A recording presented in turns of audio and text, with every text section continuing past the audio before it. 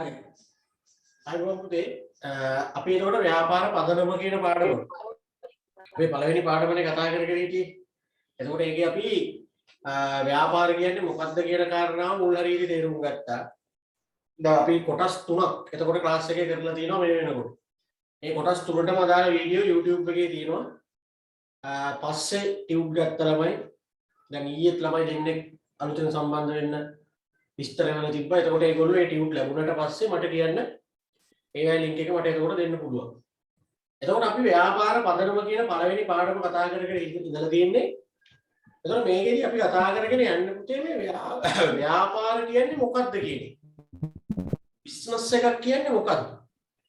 ව්‍යාපාරයක් කියන්නේ මොකක්ද කියන කාරණාව තමයි මේ පාඩම පුරාවට තේරුම් ගන්න තියෙන්නේ. එතකොට ව්‍යාපාර කියන වචනේත් එක්ක බිස්නස් කියන වචනේ ඇහෙනකොට එකපාරට අපේ අර ඔළුවට එන අදහස අර මැවෙන චිත්ත කඩයක් වගේ එකක් නේ. හැබැයි දැන් මෙතන ඉන්න හැම ළමෙක්ම වගේ තේරුම් ගත්තා ව්‍යාපාර කියන්නේ මේ කඩයක් කියන එකම නෙමෙයි. අපි ව්‍යාපාර කියන එක හඳුන්වගත්තේ ව්‍යාපාර කියන්නේ මොකක්ද කියන එක තේරුම් ගත්තේ අවශ්‍යතා හා උවමනා කියන සංකල්ප දෙකත් එක්ක. අපි එතකොට තේරුම් ගත්තා මිනිස්සුන්ගේ අවශ්‍යතා උවමනා ඉටු කරන්න තියෙන ඕනම කටයුත්තක් ව්‍යාපාර වෙනවා කියන්නේ. ඊළඟ අවශ්‍යතා ගැන කතා කරා උවමනා ගැන කතා කරා. මේ දෙකේ වෙනස්කම්, මේ දෙකේ සමානකම්. ඊළඟට ව්‍යාපාරයක් හැටියට පිළිගන්න නම් තියෙන්න ඕනි ගති ලක්ෂණ. ගිය සතියේ අපි ලොකු මාතෘකාවකට ආව මොකද්ද? ව්‍යාපාරවල ක්‍රමික විකාශනය කියන්නේ. ඒක තමයි අපි තාම ඉන්නේ. එතකොට පුතේ ක්‍රමික විකාශනය කියලා අපි කතා කරේ අතීතයේ ඉඳලා මේ දක්වා මේ ව්‍යාපාර කියන එක චුට්ට දියුණු වෙවි ආපු හැටි. අද වෙනකොට ව්‍යාපාර කියන සංකල්පය මොන වගේ තත්ත්වයකද තියෙන්නේ කියලා ඔයගොල්ලන්ට පේනවා. දන්නවා. දැන් ඔයයි මමයි වුණත් මේ වෙලාවේ ඔයා ගෙදරට වෙලා ඉගෙන ගන්නවා මම ගෙදරට වෙලා උගන්වනවා.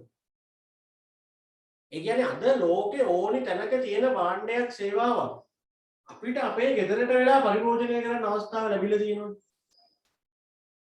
ෆෝන් එක ඔබ ඉඳලා අපිට පුළුවන් ලෝකේ ඕනි තැනක තියෙන දේක් අපේ ගේ ගාවට ගෙන්න ගන්න. එච්චරකට අද ව්‍යාපාර කියන එක දියුණු වෙලා තියෙනවා. මිනිස්සු අද අවශ්‍යතාව වුණා හරිම ලේසියට හරිම උසස් විදිහට සපුර ගන්නවා. හැබැයි මේක එකපාරටම සිද්ධ වෙච්ච දෙයක් නෙවෙයි.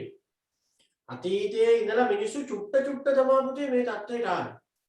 මේ ව්‍යාපාර කියන සංකල්පය චුට්ට තමයි අතීතයේ ඉඳලා මේ දක්වා මේ දියුණු වෙලා තියෙන්නේ. ඒක තමයි අපි මේ ක්‍රමික විකාශනය කියලා කතා කර ඉන්නේ. එතකොට මට ගිය සතියේ හිටපු ළමයි කියන්න මිනිස්සු මුලින්ම හිටියේ මොන වගේ දෙයක් කරද හිටියේ මොන වගේ තත්ත්වයකද හිටියේ? උත්තරයක් දෙන්න බලන්න. ඉස්සරම මිනිස්සු මුල්ම කාලේ හිටියේ කොහොමද? කො බය නැතුව කියන්න පුතේ හිටපු ළමයි කියන්න කවුරු එකක් ගන්න.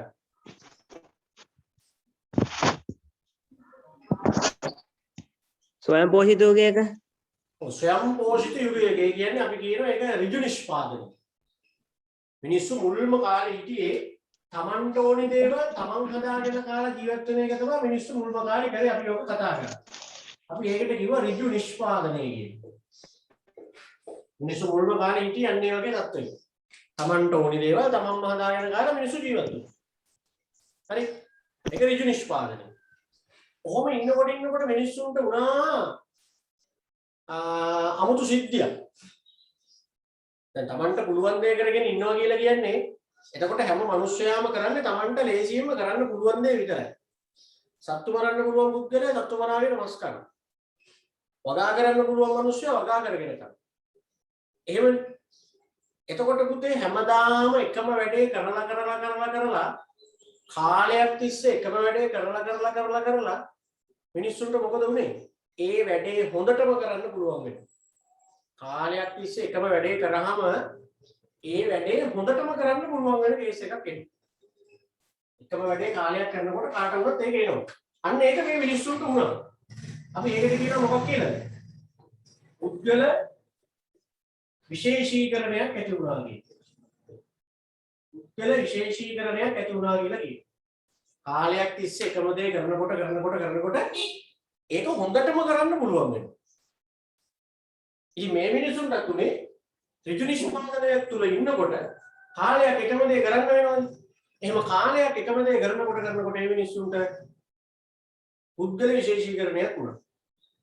එතකොට හැමදාම සත්තු මරණ කෙනාට හොඳට සත්තු මරන්න පුළුවන්. හැමදාම වගා කටයුතු කරන හින්දා යාට හොඳට වගා කටයුතු කරන්න පුළුවන්. ආන්ගේ කේස් එකත් එක්ක පුතේ මිනිස්සු ගාව බිහි වුණා අතිරික්ත. මම මේ කේස් අතිය ටික පොඩ්ඩක් මතක් කරන්න. අතිරික්ත බිහි වුණා.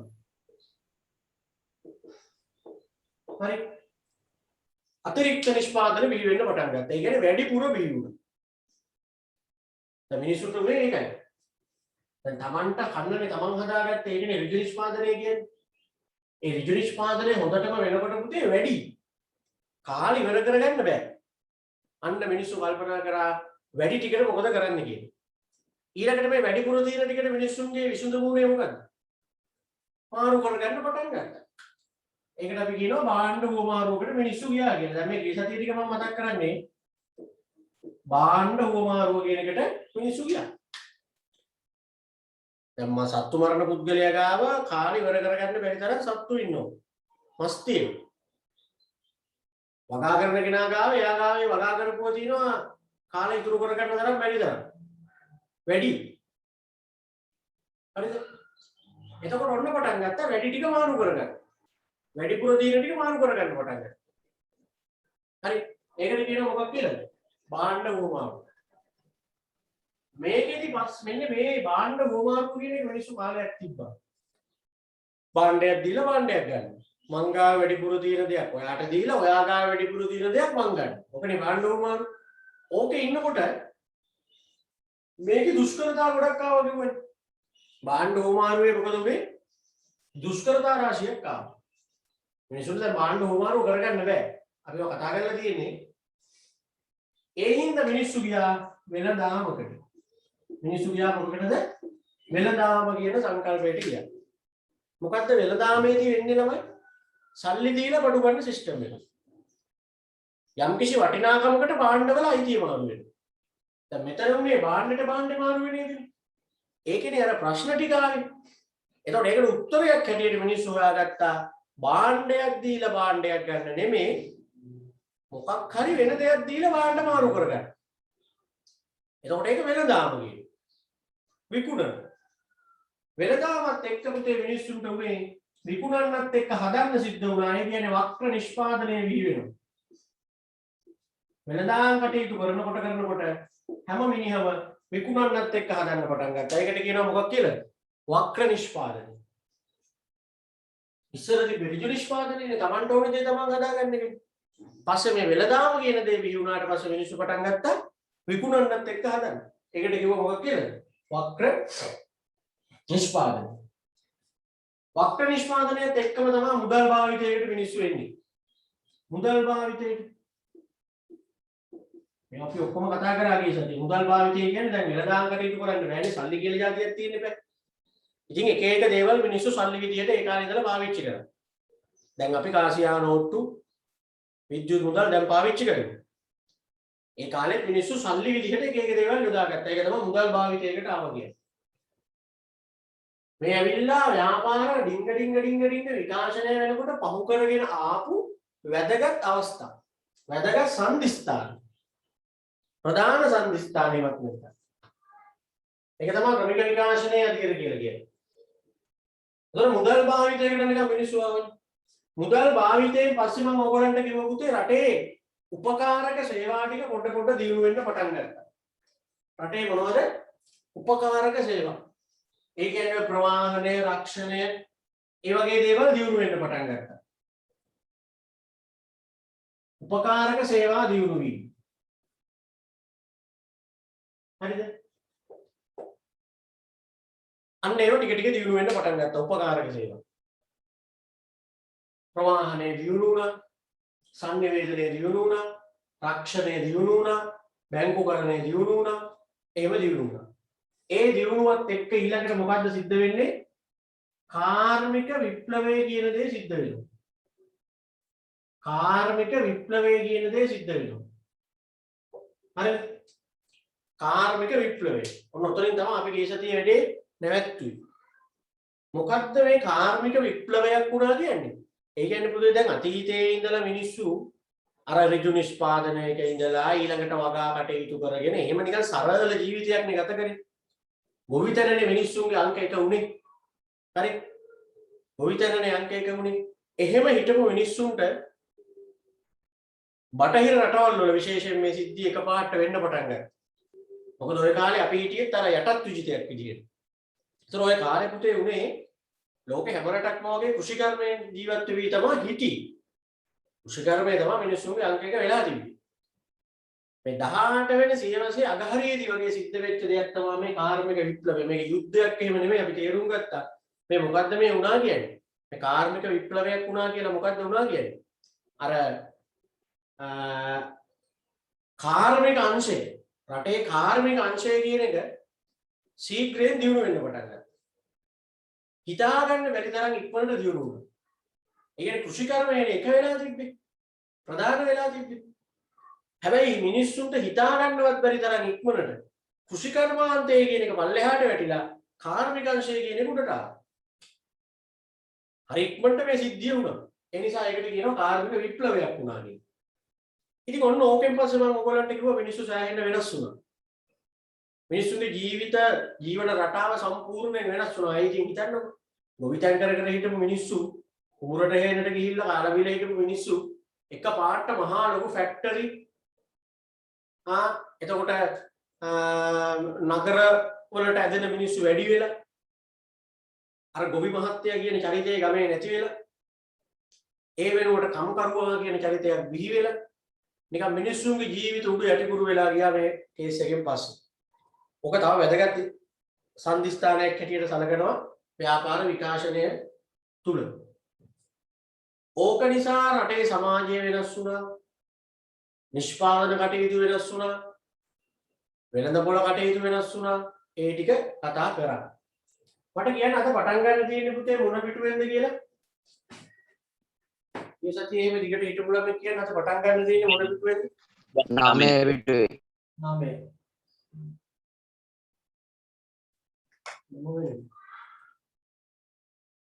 හරි. දැන් ඔන්න කාර්මික විප්ලවයට නිකන් වැඩි අපි කතා කරලා නෙදී. දැන් මේ මෙතන ඉඳලා තමයි මිනිස්සු චුට්ට මේ ව්‍යාපාර කියන එක දියුණු වුනේ. මේ කතා කරන්නේ ව්‍යාපාර කියන එක ටික ආපු හැටි.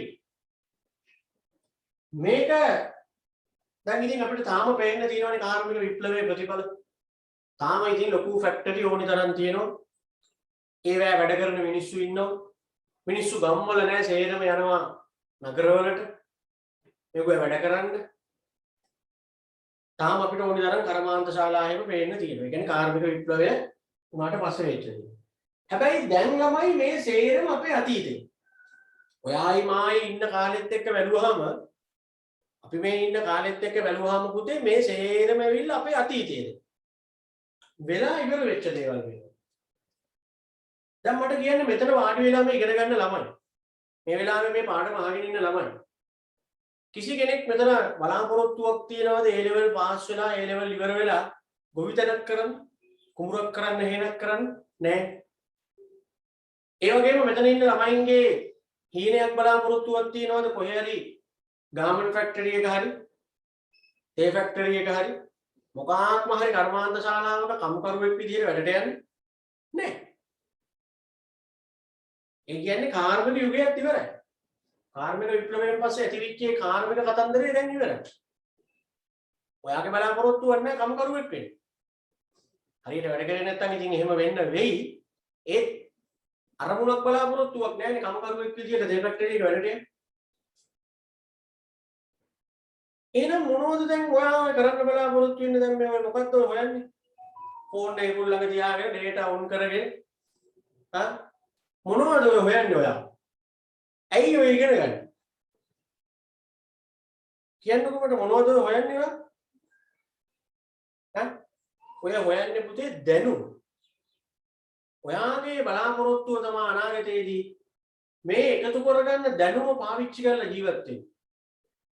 අන්න එහෙම යුගයක දැන් අපි ඉන්නේ. ඒතර මුල්ම කාලේ මිනිස්සු කෘෂිකර්මයෙන් ජීවත් වුණා. වගා කරගෙන හදාගෙන කරගෙන කාලා මිනිස්සු හිටියා. ඒකෙන් පස්සේ මිනිස්සු මේ කාර්මික කතන්දරයකට ආවේ. එතකොට කම්කරුවෝ විදිහට එක එක තැන්වල වැඩ කරලා සල්ලි හොයාගෙන ඔන්න එහෙම හිටියේ. හැබැයි ඔයායි මමයි වර්තමානයේදී ඔය දෙකටම නෙමෙයි යන්නේ. ඔයත් මේ සාමාන්‍ය පෙළ කියයි උසස් පෙළ කියයි කැම්පස් යනවා කියයි මේ හැමදේම කර කර පුතේ මොනවද මේ එකතු කරන්නේ? දැනුම ඔය එකතු කරන්නේ. දැනුම කියන්නේ තොරතුරු එකතු කරන. ඔයා ව්‍යාපාර අධ්‍යයනයේ තොරතුරු එකතු කරනවා මේ වෙලාවේ. තොරතුරු කියන්නේ දැනුමයි කියන්නේ. ගිණුම් කරණය ගැන තොරතුරු එකතු කරනවා. ආර්ථික විද්‍යාව ගැන තොරතුරු එකතු කරනවා. මේවා එකතු කරලා ඒ ලබා ගන්න දැනුමෙන් තමයි ඔයා ජීවත් වෙන්න කල්පනා කරන්නේ. දැන් මම අද ජීවත් වෙන්නේ කෘෂිකර්මය කරලා නෙවෙයි. මම අද ජීවත් වෙන්නේ වගා කරලා නෙවෙයි. මං කර්මාන්ත ශාලාවක වැඩට ගිහිල්ලත් නෙවෙයි මං ජීවත් වෙන්නේ. මං ජීවත් වෙන්නේ මම හොයාගත්ත මම ලබාගත්ත දැනුම පාවිච්චි කරලා. මම ලබාගත්ත දැනුම පාවිච්චි කරලා තමයි මම ඔයගොල්ලන්ට උගන්වන්නේ. ඒතර ඕගොල්ලන්ගෙන් සල්ලි අරන් තමයි මං ජීවත් වෙන්නේ. ඒතර බලන්නකො මම මේකකටවත් නැහැ. ඉතින් ඔයා ඔය වාඩි වෙලා ඉගෙන ගන්නෙත් ඒකට. ඔයාගේ අවසාන දැන් මේ කොමර්ස් කරලා ළමයි බලාපොරොත්තු වෙනවා නම් මැනේජර් කෙනෙක්. ඒතර මැනේජර් කියන්නේ මොකක්ද? මැනේජර් බැංකුව අස්සේ වගා කරනවා. මැනේජර් රෝකස්සේ මැෂින් එකකින් වැඩ කරනවා. නෑ ඉතින් ඔහේ ඉන්නවා වාඩි වෙලා පුටුවක් පුට්ට වෙලා අක්ෂණක් ගන්නවා කෝල් එකක් ගන්නවා තීරණ ගන්නවා. එයාගේ දැනුම පාවිච්චි කරලා එයා තීරණ ගන්නවා. අන්න බලන්න. ගණකාධිකාරිවරයෙක් වුණා කියන්නේ දැනුම පාවිච්චි කරලා ගිණුම් කටයුතු කරනවා. ලෝයර් කෙනෙක් හිටන්, ડોක්ටර් කෙනෙක් හිටන්, ඉංජිනේරුවෙක් හිටන්. එහෙනම් වර්තමානයේ පුතේ අපි ඉන්නේ යන්නේ යුගයේ. මේ යුගයේ ජීවත් වෙනකොට ප්‍රධාන දේ වෙන්නේ දැනුම. අතීතයේදී මිනිස්සුන්ට ජීවත් වෙන්න ප්‍රධාන දේ තමයි කුඹුරු කෑල්ලක් හේනක් තියෙනවා. ඒක තමයි මිනිස්සුන්ගේ වත්කම එතකොට. කුඹුරක් හේනක් තියෙනවා නම් අන්න ජීවත් වෙන්න පුළුවන්. ඊළඟ પરම්පරාව එනකොට මිනිස්සුන්ගේ කතන්දරය තමයි කොහේ හරි කර්මාන්ත ශාලාවක වැඩට ගිහිල්ලා ඒකෙන් කීයක් හරි හොයාගෙන කාලා බීලා ජීවත් වෙනවා. අපි ওই දෙකටම නෑ. පුළුවන් තරම් මේ කාලේ වර්තමානයේ හොයන්න ඕනි දැනුම. දැනුම කියන්නේ තොරතුරු කියන්නේ. දැනුම හොයලා තොරතුරු හොයලා ඒව එකතු කරනවා. ඒ වයින් තමයි අපි අද ජීවත් වෙන්නේ. ඒ වයින් තමයි ජීවත් වෙන්නේ. ඒ කියන්නේ අපි ඉන්නේ පුතේ මොන යුගයකද? දැනුම පදනම් කරගත් තොරතුරු යුගයක. අපි ඉන්නේ මොන යුගයකද? තොරතුරු යුගයක. හරි. තොරතුරු යුගය අපි ඒකට කියන්නේ. කෙලින්ම තාක්ෂණෙත් එක්ක. බලන දැන හැමෝම වර්තමානයේ දඟලන්නේ පුතේ ඔයගොල්ලන්ට වෙනවා ඉගෙන ගන්න. මොන විෂයන් හරි කමන්න ඉගෙන ගන්න නෙවල. ඒ කියන්නේ අද සමාජය තුල පැවැත්මක් තියෙන්නේ, දියුණුවක් තියෙන්නේ ඉගෙන ගන්න. ඒ කියන්නේ දැනුම තමයි ප්‍රධාන දේ වෙලා තියෙන්නේ. ඒ නිසා අපි කියනවා අපි අද ඉන්නේ තොරතුරු යුගයේ. මේ යුගයේ තුල ප්‍රධානම ලක්ෂණ දෙක තමයි අපිට පේන්න තියෙන විද්‍යුත් වාණිජ්‍ය කියන එකයි විද්‍යුත් ව්‍යාපාර කියන එකයි. විද්‍යුත් වාණිජ්‍ය කියන එකයි විද්‍යුත් ව්‍යාපාර කියන එකයි. හරි. වර්තමානයේ කැපී පෙනෙන ලක්ෂණ දෙකක් තමයි මේ දෙක. මේ තොරතුරු යුගයක කැපී පෙනෙන ලක්ෂණ දෙක. විද්‍යුත් වාණිජ්‍යයි විද්‍යුත් ව්‍යාපාර. ඊ-කොමර්ස්, ඊ-බිස්නස්. ආයෙත් උගන්න ටියුටර් තොරතුරු ආර්ථිකය තොරතුරු යුගය කියලා කියනවා තොරතුරු ආර්ථිකය කියනවා කොහොම කිව්වත් එකයි කියවන්න බලන්න තොරතුරු ආර්ථිකය කියනවා දැන් කොටස් දෙකක්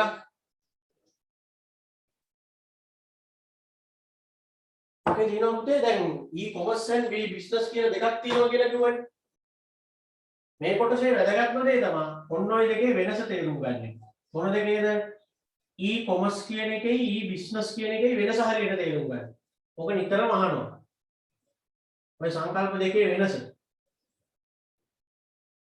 හරියට පටල ගන්න නැතුව මතක තියාගන්න මම කියලා දෙන්න මෙහෙමයි වෙන්නේ. එකක් විද්‍යුත් වාණිජ්‍යනේ. අනිත් එක විද්‍යුත් ව්‍යාපාරනේ. මේ දෙක මොකද්ද මේ දෙකක් කියලා අපි තේරුම් ගන්න එපා හරියට. ඊ-කොමර්ස් ඊ-බිස්නස්. ඊ-කොමර්ස් කියලා කියන්නේ ඉන්ටර්නෙට් එකෙන් මිනිස්සු භාණ්ඩ මිලට ගන්න එකයි විකුණන එකයි. විද්‍යුත් වාණිජ්‍ය කියන්නේ පුතේ ඒකයි. මොකද්ද වෙන්නේ? අන්තර්ජාලය හරහා භාණ්ඩ මිලට ගැනීම හා විකිණීම. හරි? අන්තර්ජාලය හරහා භාණ්ඩ මිලට ගැනීම හා විකිණීම. ඒ කියන්නේ ඉන්ටර්නෙට් එකෙන් විකුණනවා ඉන්ටර්නෙට් එක හරහා මිලදී ඒ දෙක විතරයි. මිලට ගැනීමයි විකිණීමයි විතරක් අන්තර්ජාලය හරහා වෙනකොට පුතේ ඒකට කියන්නේ විද්‍යුත් වාණිජ්‍ය. ඒ දෙක විතරක් නෙමෙයි ව්‍යාපාරවල තියෙන අනිත් දේවල් ගිණුම් කටයුතු ප්‍රචාරණ කටයුතු සේවකයන්ගේ කටයුතු මේ සේරටම පුතේ අන්තර්ජාලය පාවිච්චි කරනවා. මේ සේරම දේවල් වලට අන්තර්ජාල තාක්ෂණය පාවිච්චි කරනවා. එතකොට තියෙන විද්‍යුත් ව්‍යාපාර. එතකොට මිලට ගැනීමයි විකිණීමයි විතරක් අන්තර්ජාලය හරහා කරනවා නම් මිලට ගැනීමයි විකිණීමයි විතරක් අන්තර්ජාලය හරහා කරනවා නම් එතන විද්‍යුත් වාණිජ්‍ය සේරම ව්‍යාපාරකාරයන්ගේ නිෂ්පාදන කටයුතු වලවිකරණ කටයුතු ව්‍යාපාරවල තියෙන වැඩ ගොඩක් ඒ සේරම දේවල් ටික අන්තර්ජාලය හරහා කරනවා නම් ඉන්ටර්නෙට් එක හරහා කරනවා නම් එතකොට ඒක විද්‍යුත් ව්‍යාපාර. තේරුණානේ හැමෝටම දෙකේ වෙනස? අර විද්‍යුත් වාණිජ්‍ය කියන එක අපි කියන්නේ අන්තර්ජාලය හරහා මිලට ගැනීමේ හා විකිණීමේ කටයුතු. දෙකයි ඒ දෙක විතරයි. විද්‍යුත් ව්‍යාපාර කිව්වම සියලුම ව්‍යාපාර කාර්යයන් අන්තර්ජාලය හරහා කිරීම. එච්චරයි. වෙනස ලියන්න කිව්වොත් ඔය දෙකේ නිර්වචන දෙක ලියුවොත් හරි. කියවන්න බලන්න. අන්තර්ජාලය හරහා සිදුවන විකිණීමේ හා මිලට ගැනීමේ කටයුතු විද්‍යුත් වාණිජ්‍ය ලෙස හඳුන්වයි. එතන පුතේ අන්ඩර්ලයින් කරගන්න විකිණීමේ හා මිලට ගැනීමේ කටයුතු කියන කෑල්ල. මිලට ගැනීමේ හා විකිණීමේ කටයුතු කියන කෑල්ල අන්ඩර්ලයින් කරගන්න. මිලට ගැනීමේ හා විකිණීමේ කටයුතු කියන කෑල්ල අන්ඩර්ලයින් කරගන්න. මිලට ගැනීමේ හා විකිණීමේ කටයුතු කියන කෑල්ල. පල්ලෙහාගේ විද්‍යුත් ව්‍යාපාරනේ පරිගණක තාක්ෂණය හරහා සිදු කරන ඕනෑම ව්‍යාපාර ක්‍රියාවලියක්. එතන ඔය අන්ඩර්ලයින් කරගන්න ඕනෑම ව්‍යාපාර ක්‍රියාවලියක් කියන වචන තුන. ඕනෑම ව්‍යාපාර ක්‍රියාවලියක් කියන වචන තුන අන්ඩර්ලයින් කරගන්න. ඕනෑම ව්‍යාපාර ක්‍රියාවලියක්. ඕනෑම ව්‍යාපාර ක්‍රියාවලියක් කියන එක අන්ඩර්ලයින් කරගන්න. ඕනෑම ව්‍යාපාර ක්‍රියාවලියක්. හරි. එතකොට දෙකේ වෙනස වෙන්නේ මොකක්ද කියලා දැන් දන්නවා. විද්‍යුත් වාණිජ්‍ය කිව්වහම අන්තර්ජාලය හරහා මිලට ගන්න එකයි විකුණන එකයි විතරයි. විද්‍යුත් ව්‍යාපාර කිව්වහම සියලුම ව්‍යාපාර කාර්යයන් අන්තර්ජාලයත් එක්ක කරනවා. පරිගණක තාක්ෂණයත් එක්ක කරනවා නම් විද්‍යුත් ව්‍යාපාර. හරි. අපෙන් අහනවා ඊළඟට මෙන්න මෙහෙම එකක්. විද්‍යුත් වාණිජ්‍යයේ වර්තමානයේ වේගයෙන් ජනප්‍රිය වීමට හේතු. ඒ කියන්නේ පුතේ මෙන්න මේක. අද වෙනකොට මේ අන්තර්ජාලය හරහා මිලට ගන්නවා විකුණනවා කියන එක මිනිස්සු අතර මාන විදියට වේගයෙන් ජනප්‍රිය වෙලා තියෙනවා. අපෙන් අහන්නේ ඇයි එහෙම ජනප්‍රිය වෙලා තියෙන්නේ කියලා. එතකොට පුතේ මෙහෙමයි. විද්‍යුත් වාණිජ්‍යයේ වාසි කියලා නෙවෙයිනේ කියන්නේ. වාසි ඇති ඉතින් වාසි තියෙන හින්දා ජනප්‍රිය වෙලා තියෙන්නේ. දැන් මෙතන විශේෂයෙන් මේගොල්ලෝ ටාගට් කරන්නේ වාසි ලියන්න කියන එක නෙමෙයි. වාසි ලියන්න කියලා නෙමෙයි. ඇයි මේක මේ තරම් ජනප්‍රිය වුනේ කියන එක නේ මෙතන කතා කරන්නේ. විද්‍යුත් වාණිජ්‍ය කියන එක ඊ-කොමර්ස් කියන්නේ. එන්න මිනිස්සු අතර විද්‍යුත් වාණිජ්‍ය ජනප්‍රියයි. ඒ කියන්නේ ඉන්ටර්නෙට් එක හරහා භාණ්ඩ මිලදී ගන්නවා කියන එක ව්‍යාප්ත වෙලා යනවා. එහෙම මේක ජනප්‍රිය වෙන්න පුතේ හේතු ගණනාවක් බලපෑවා. වර්තමානයේදී මේ අපි දැන් ඉන්න කාලයේදී ඕක තවත් ජනප්‍රිය වෙන්න හේතුවක් වුණා මේ දැන් රටේ තියෙන තත්ත්වය. මොකද්ද? කොවිඩ් වසංගතේ. දැන් අපි මේ ඔන්ලයින් ක්ලාස් වලට එහෙමට සම්බන්ධ වුණේ විශේෂයෙන් ඒ හින්දානේ ඔයගොල්ලෝ. අර ඒ හින්දා ටිකක් ඒක ස්පීඩ් වුණා. අර මිනිස්සු අන්තර්ජාලය හරහා වැඩ දනු කරනවා කියන එක ජනප්‍රිය වෙමින් තමයි තිබ්බේ ටික ටික. ඒ ජනප්‍රියත්වය තව ටිකක් ඉක්මන් වුණා කොරෝනා හින්දා. දැන් බලන්න හැමෝම ඔන්ලයින් ඉගෙන ගන්න පටන් අරගෙන. ගෙවල් වලට ගොඩාක් මිනිස්සු දැන් ඔන්ලයින් එක එක දේවල් ඕඩර් කරලා ගෙන්න ගන්න පුරුදු වුණා මේ වැඩේ. වෙනද නොකරපු මිනිස්සු වෙන කරන්න දෙයක් නැති හින්දා දැන් එතෙන්ට කියන්නේ. ඒ කොරෝනා නිසා මේක තව ටිකක් හදිස්සි කරා ඉක්මන් වුණා මේ වැඩේ. ඊ-කොමර්ස් කියන එක ඉක්මන් වුණා. ඒතර ඕනනම් වර්තමානයට අනුව දැන් අපෙන් ඇහුවොත් එහෙම විද්‍යුත් වාණිජ්‍ය වර්තමානයේ ජනප්‍රිය වීමට හේතු කියලා කොවිඩ් වසංගතය කියන එක ලියන්න පුළුවන්. මේක ජනප්‍රිය වෙන්නේ ඒක හේතු උනා අනිවාර්යයෙන්. දැන් නිකමට හිතන්න සාමාන්‍ය පන්ති කර ඉන්න කාලයකදී මේ කොරෝනා කියලා දෙයක් නැහැ කියලා හිතන්නකෝ. එතකොට අපි කිව්වොත් එහෙම පුතේ ඔන්ලයින් පන්තියක් තියෙනවා කැමති කට්ටිය සම්බන්ධ වෙන්න කියලා එක ළමෙක්ව සම්බන්ධ වෙයිද? සම්බන්ධ වෙන්නේ නැහැ. එතකොට හැමෝම පන්තියල එකනේ කරේ. එතකොට හැබැයි අපි හැමෝම ශිෂ්‍යත්ව පන්ති වල ළමයි පවා මේ කොරෝනා කේස් එකත් එක්ක ඔන්ලයින් ඉගෙන ගන්න හුරු වුණා. බෑගිය කිය හුරු වුණා. අමාරුවෙන් හුරු වුණා. දැන් මේක හිතලා අල්ලනවා. දැන් මේක යනවා වැඩි.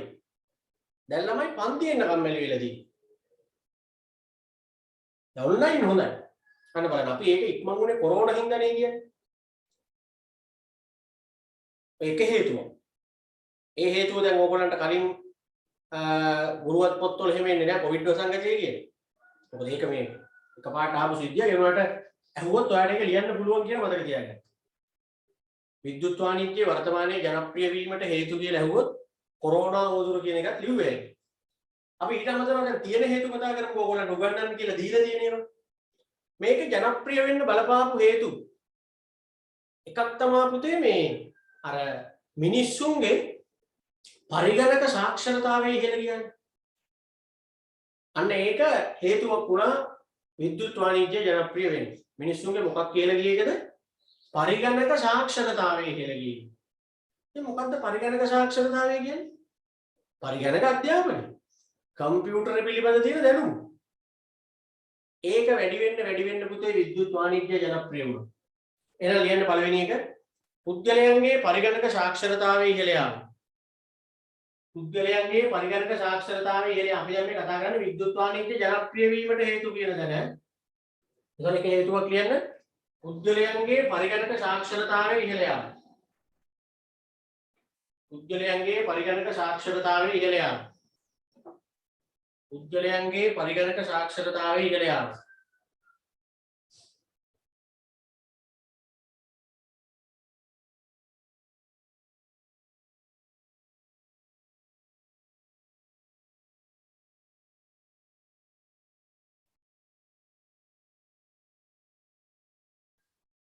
හරිද? එතකොට මෙහෙමයි. විද්‍යුත් වාණිජ්‍ය ජනප්‍රිය වෙන්න හේතු කියලා අහුවාම නිකන් වාසි විතරක්ම ලියලා හරියන්නේ නැහැ. දැන් බලන්න ඕක වාසියක් නෙවෙයි උතනෝ කිව්වේ. විද්‍යුත් වාණිජ්‍යයේ වාසියක් නෙවෙයිනේ. විද්‍යුත් වාණිජ්‍ය ජනප්‍රිය වෙන්න බලපාපු හේතුවක්. විද්‍යුත් වාණිජ්‍ය ජනප්‍රිය වෙන්න බලපාපු හේතුවක්. එකක් තමයි එතකොට මිනිස්සුන්ගේ පරිගණක දැනුම වැඩි වෙච්ච එක. දැන් අපේ කාලේ අපි A level කරන කාලේ ඒ ක්‍රමික විකාශනය උගන්වද්දී අවසානයේ තිබ්බේ විද්‍යුත් වාණිජ්‍ය කියලා තමයි. හැබැයි පුතේ එදා මම විද්‍යුත් වාණිජ්‍ය කියන සංකල්පය ඉගෙන ගනිද්දී හිතා ගන්නවත් බෑ. ඒ කියන්නේ දැන් උගන්වනකොට අපිට කියනවා මෙහෙමයි අන්තර්ජාලය හරහා මිනිස්සුන්ට දැන් බාන්න මිලට ගන්න විකුණන්න පුළුවන්. ගෙදරටම වෙලා ඉඳගෙන මොනවා හරි ඕඩර් කරලා ගෙදරටම ගෙන්න ගන්න පුළුවන් කියනවා. ඒ කියන්නේ අපිට එතකොට හිතා ගන්නත් බෑ කොහොමද ඒක මැජික් වගේ. ඒ මං ඉගෙන ගන්න කාලේ මම ඒ ලෙවල් කරේ 2008. ඒක ඉතින් 2008 දැන් කීයද 2021. මහලු කාලයක් ගිහින් නැහැ. හැබැයි අද මම ඔයාලට විද්‍යුත් වාණිජ්‍ය ගැන පැහැදිලි කරනකොට ඒක ඔයා හොඳට දන්නවා. ඉන්ටර්නෙට් එක හරහා භාණ්ඩ පිටට ගන්නවා විකුණනවා කියන කතන්දරේ අපිට ඒ කාලේ මැජික් වගේ වුණාට උගන්වද්දී අහනකොට ඔයාට අද එහෙම මැජික් වගේ නෑ. ඔයාලට තේරෙනවා මේ කියන්නේ ඉතින් මේ ඔය eBay එකෙන් එහෙම බඩු ගෙන්න ගන්න, දරාස් එකෙන් බඩු ගෙන්න ගන්න. වෙන එකක් ඕනේ නැහැ ඔන්ලයින් ක්ලාස් කරන්නේ දැන් අපි. මේ ඔක්කොම e-commerce තමයි. අන්න ඒ කියන්නේ මිනිස්සුන්ගේ පරිගණක දැනුම එන්න වැඩි වුණානේ. මම A level කරනකොට මට තිබ්බ පරිගණක දැනුමට වඩා දැන් ඔයා මේ A level කරන වයසේදී ඔයාගේ පරිගණක දැනුම වැඩි. ඔයාගේ නෙවෙයි දැන් පහ වසර එකෙක් ගන්නකො. උන් දන්නවනේ කම්පියුටර් වල වැඩ ටික සේරම. අනික දැන් කම්පියුටරේ කියලා ඕනේ නැහැනේ පුතේ මේ ඉන්ටර්නෙට් යන්නේ. අන්න ඒ කියන්නේ දැන් අපේ කාලේ ඉන්ටර්නෙට් යනවා නම් කෙලින්ම ගෙදර කම්පියුටරයක් ඕන. ඒකට මොඩම් එකක් ඕන. එන්න කතන්දර ටික. පස්සේ දැන් ඕගොල්ලන්ගේ කාලේ වෙනකොට ඇවිල්ලා තියෙනවානේ රවුටර් කියයි, ඩොන්ගල් කියයි. ඒ මොකවත් ඕනේ නැහැ ස්මාර්ට්ෆෝන් ඇවිල්ලා තියෙනවා. දැන් ඕගොල්ලෝ ගොඩක් ඔය ක්ලාස් වලට එහෙම සම්බන්ධ වෙන්නේ Facebook කියන්නේ ඔක්කොම කරන්නේ ඕකෙන්නේ. data on කරපු ගමන් ඉන්ටර්නෙට්. ඉතින් එතකොට හැම ළමෙක්ම දැන් මේ Google කියන්නේ මොකද්ද? Gmail එකක් හදාගන්න. ඔය app එකක් download කරලා install කරගන්න. මේ සියරම දන්න ඕනේ. YouTube ගිහිල්ලා වීඩියෝ එකක් බලන්න. දන්න ඕනේ download කරගන්න. ඒක තමයි පරිගණක දැනුම කියන්නේ. ඒක වැඩි වෙන්න මේක ජනප්‍රිය වුණා. මිනිස්සුගේ පරිගණක දැනුම වැඩි වෙන්න මිනිස්සු විද්‍යුත් වාණිජ්‍යයට යොමු වුණා. දැන් ඒ කාලේ තිබ්බ කතන්දරේ තමයි මේක දැන් අපි ඉගෙන ගත්තට අඩුම තරමේ අත්හදා බලන්නවත් අපිට කරන්න දෙයක් නැහැ. මට දන්නේ නැහැ අපි. දැනුමක් නැහැ.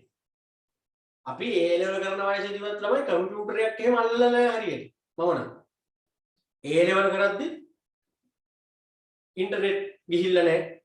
කියන්නේ සාමාන්‍යයෙන් මොකද හරි ඉන්ටර්නෙට් ගිහිල්ලා නැහැ. අපිට ඒ දවස්වල ඉතින් තිබ්බ ඉන්ටර්නෙට් කැෆේ කියලා පාරවල් වල. ඉන්ටර්නෙට් එක සම්බන්ධ කරගත්තා නම් අපි සම්බන්ධ කරගත්තේ A level O level result බලන්න. A level රිසල්ට් බලන්න විතරයි. ඊට අමතරව ඉතින් ඒ කාලේ අපේ උන් කරේ කම්පියුටර් ගේම් ගහන්න යන ওই කැෆේ වල. කම්පියුටර් ගේම් ගහනවා. ඔය කාර් ගේම් මනම් ඒවා තියෙනවනේ. පැයට රුපියල් 30යි පැයට 50යි ඔහොම දීලා එච්චරයි කම්පියුටර් කියලා දෙයක් හරියට හසුරුවනවා නම් ඇසරිවු ඒ වගේ දේවල් වලට විතරයි. ඉන්ටර්නෙට් යනවා කියන ඒවා ඊමේල් ඇඩ්‍රස් අනම් මනම් ඕවා දන්නේ නැහැ. හැබැයි දැන් බලන්නකෝ ඔයා ඒ ලෙවල් කරන කාලේදී ඔයාගේ ඒ පිළිබඳ තියෙන දැනුම ඒ දැනුම වැඩි වෙන්න අපි විද්‍යුත් වාණිජ්‍යයට යමු වුණා. හරිද? එක හේතුවක් ඒක. අනික තමයි පුතේ දැන් ඒ කාලේ අපිට ඕවා කරන්න ඕනේ වුණත් අවශ්‍ය පහසුකම් නේ. පහසුකම් කියන්නේ සිග්නල් අනම් වරන්නේ නෑනේ. මම අර කිව්වේ ඒ කාලේ ඉන්ටර්නෙට් යනවා නම් අර ගෙදරට ටෙලිෆෝන් ලයින් තියෙනවා. ටෙලිෆෝන් ලයින් තියෙන ඒකට ඒ හරහා මොඩම් එකක් ගන්නත් ඕනේ. කම්පියුටරයක් තියෙනවා. ඒ වගේ යටිදල පහසුකම් ටිකක් තිබ්බේ නෑ ඉස්සර හරියකට මේ ඉන්ටර්නෙට් යනවා කියන එකේ. අද වෙනකොට වර්තමානයේ වෙනකොට ලෝකෙ මොකද වෙලා තියෙන්නේ රටේ? එන්න අන්තර්ජාල යටිදල පහසුකම් දියුණු වුණා. ඒ යටිදල පහසුකම් ටික දියුණු වෙච්ච හින්දා මිනිස්සු විද්‍යුත් වාණිජ්‍යයට යොමු වුණා. නිකන් යටිදල පහසුකම් නෙවෙයි අපි කියන්නේ අන්තර්ජාල යටිදල පහසුකම්. දැන් නිකම්ම යටිදල පහසුකම් කියන්නේ මේ පාරවල් හදන ඒවා, වරායවල්, ගුවන්තොටුපළවල් ඕවනේ. එහෙම කේස් එකක් නෙවෙයි මෙතන උනේ. අන්තර්ජාල යටිදල පහසුකම් ටික දියුණු වුණා. ඒ කියන්නේ හැමතැනම ටවර් ගහලා සිග්නල් දින ඕනි දැනකට. දැන් මේ කොරෝනා කේස් එකත් එක්ක මේ ඔන්ලයින් අධ්‍යාපන කටයුතුත් එක්ක තව මේ යටිදල පහසුකම් ටික දැන් ටික දියුණු වෙගෙන යනවා. ෆ්‍රී වයිෆයි කලාප තියෙනවා. ඉතින් මේ පහසුකම් ටික එන්න මිනිස්සු අන්තර්ජාලයට යොමු වෙන එක වැඩි. ඒ කාලේ ෆෝන් එකට නිකන් කෝල් එකක් ගන්නවා සිග්නල් එකේ. අපි ඒව කරන කාලේ වගේ කාලේ. තාමත් ඉතින් ගම්වල එහෙම තමයි. ගෙදර එක තැන් වලටනේ සිග්නල් තියෙන්නේ. ඉතින් මේ தত্ত্বය ටික මගහැරී කියන්නේ දැන් යන්නේ. මොකද මිනිස්සු දැන් මේක මූලික දෙයක් කරගෙන තියෙන හින්දා රජයන් වලට සිද්ධ වෙනවා ඊට අදාළ යටිතල පහසුකම් ටිකක් දියුණු කරන්න. පෞද්ගලික ව්‍යාපාරිකයෝ ඩයලොග් ඒ වගේ ඇත්ත එතකොට ටවර් ගහලා හැමතැනම කොහොම හරි ඒගොල්ලන්ගේ බිස්නස් එක නිසා හරි මිනිස්සුන්ට අවශ්‍ය යටිතල පහසුකම් ටික සපයනවනේ. ඒ යටිතල පහසුකම් ටික වැඩි වෙච්ච හින්දා විද්‍යුත් වාණිජ්‍ය තව ටිකක් ජනප්‍රිය වුණා. එහෙනම් ලියන අන්තර්ජාල යටිතල පහසුකම් දියුණු වීම. අන්තර්ජාල යටිතල පහසුකම් දියුණු වීම. අන්තර්ජාල යටිතල පහසුකම් දියුණු වීම. අන්තර්ජාල යටිතල පහසුකම් දියුණු වීම. අන්තර්ජාල යටිතල පහසුකම් දියුණු වීම.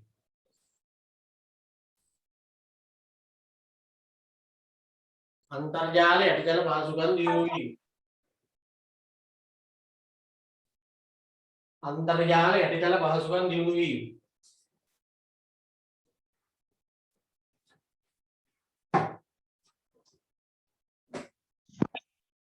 අන්තර්ජාල යටිතල පහසුකම් දියුණු වීම.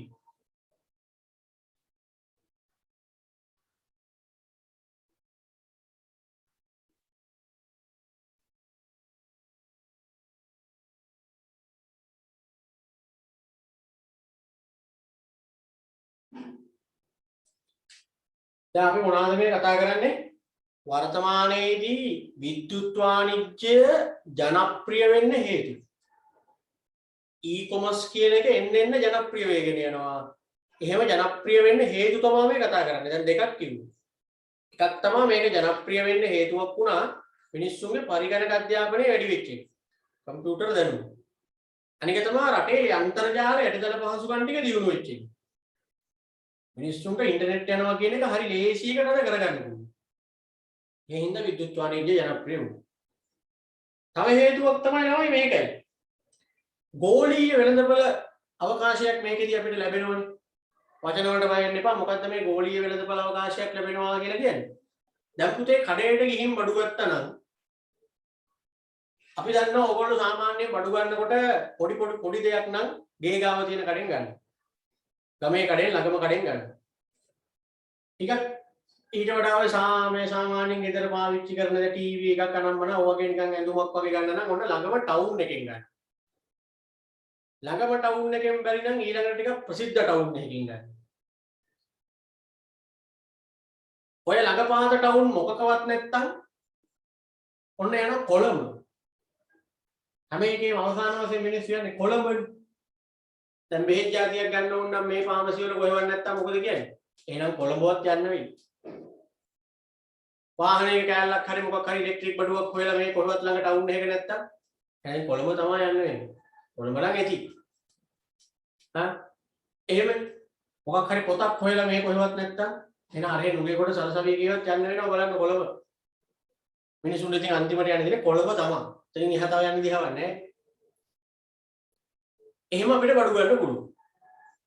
හැබැයි දැන් අන්තර්ජාලය කියන කේස් එකේදී මිනිස්සු මේකට යොමු වෙන්න හේතුවක් වුණා. මේකෙදි පුළුවන් ලෝකේ ඕනි රටක තියෙන දෙයක් සුදුසු කරලා ගන්න ගන්න. අන්න ඒකනේ මිනිස්සු බැලුවේ. දැන් භෞතික විදිහට ගණදනු කරා නම් ගිහින් එපේ අපි ගන්න. එතකොට අපිට යන්න පුළුවන් දුරක් තියෙනවා. සීමාවක් තියෙනවා. ඉන්ටර්නෙට් එකෙන් ගණදනු කරද්දී අදාළ භාණ්ඩය ලෝකයේ මොන රටක තිබ්බත් අපිට ගෙන්න ගන්න පුළුවන් තත්ත්වයක් තියෙනවා. ඉන්ටර්නෙට් එකේ ගිහිල්ලා සර්ච් කරලා ඒක තියෙන්නේ මොන රටේද නම් මොනම් කතන්දර වැඩක් නැහැ. දැන් ඔය eBay කියයි, Daraz කියයි, Alibaba කියයි බලන්නකො ඔය සයිට් වල ගිහිල්ලා පොඩ්ඩක්. নানা ආකාර භාණ්ඩ වර්ග සේවා වර්ග තියෙනවා. ඉතින් කෙලින්ම අපිට සතියක් ඇතුළත දවස් 3ක් ඇතුළත අපේ ගෙදරට ඒ භාණ්ඩ ගෙන්න ගන්න පුළුවන්. ඉන්ටර්නෙට් එක හරහා ඕඩර් කරා, ගෙවීම් කරා, ඒ ගාවටම ගෙනවා කුරියර් එකෙන්. ඔයගොල්ලෝ ටියුට් අරන් ඉන්නේ කුරියර් එකෙන් ඒවලු. ගෙදරටම ගෙනල්ලා දෙනවා. ඉතින් අන්න ඒ chance එකට මිනිස්සු මේකට යොමු වුණා ගොඩක්. මොකද ලංකාවේ කොහේ හරි නැතත් කවන්නේ. ඒ අදාළ රටේ තියෙන දිහා ගෙන්න ගන්න පුළුවන්. ඉතින් මිනිස්සු මේකට යොමු වෙන එක වැඩි වුණා. දැන් අපි හිතමු වාහනයක අමතර කොටසක් කියලා. අපි දන්නවානේ වාහන අමතර කොටස් විකුණන වෙලෙන්දු Tamanට හිතන ගණන් කියන්නේ. දැන් වාහනේ මොකක් හරි ගෑල්ලක් කැඩිලා ඒක හදන්න දැන් මම අහනවා මේ කොළඹ කොහෙන් හරි කීයද ගාන? කොට කියන රුපියල් 40000ක් වෙනවා මේ කෑල්ල. මම කෙලින්ම ඉන්ටර්නෙට් එකේ ගහලා සර්ච් කරනවා මේ කෑල්ලේ නම ගහලා ප්‍රයිස් කොහොමද කියන්නේ. අන්න කෙලින්ම ජපානයේ ප්‍රයිස් එක වැටෙනවා. ජපානයේ මෙච්චරයි මේ කෑල්ල වෙන්නේ. එහෙනම් මේ අහවල් රටේ තියෙන මෙච්චරයි. ඒ ඕඩර් එක දැම්ම නම් බඩු වෙනවා නැති. අර කලබලයක් නැත්තම් ගෙන්නගෙන හදාගත්තා ඒක. මිනිස්සු දැන් ගොඩක් එහෙම කරන්නේ. මේ ටවුන් එකේ කඩේකට ගිහලා ඉලෙක්ට්‍රික් බඩුවක් ටීවී එකක් ශීතකරණයක් ඔයා ගණන් ඇහුවාම කියන ගාණයි කෙලින්ම ඉන්ටර්නෙට් එකෙන් ඕඩර් කරලා ගන්නකොට නිෂ්පාදකයා කියන ගාණයි වෙනස්. ඇයි ළමයි කෙලින්ම ඉන්ටර්නෙට් එකෙන් ගන්නකොට අතරමැදියෝ නෑනේ. නිෂ්පාදකයා කෙලින්ම අපිට එවන්නේ. ඒතර මැද කවුරු ගණන් තියාගෙන නැහැ. ඒ හින්දා අපිට අඩුවට ගත්තා. ඒ හින්දා මේ විද්‍යුත් වාණිජ්‍ය ජනප්‍රිය වෙන්නේ ඒකත් හේතුවක් වුණා. කියන්නේ නම් තව හේතුවක් කියන්නේ ගෝලීය වෙළඳපොළ අවකාශයක් හිමිවීම. ගෝලීය වෙළඳපොළ අවකාශයක් හිමිවීම. ගෝලීය වෙළඳපොළ අවකාශයක් හිමිවීම.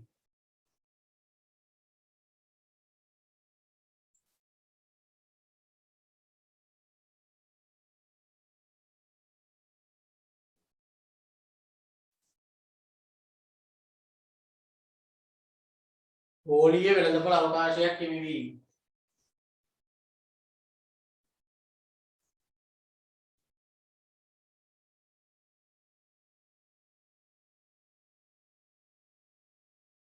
ගෝලීය වෙළඳපොළ අවකාශයක් හිමිවීම.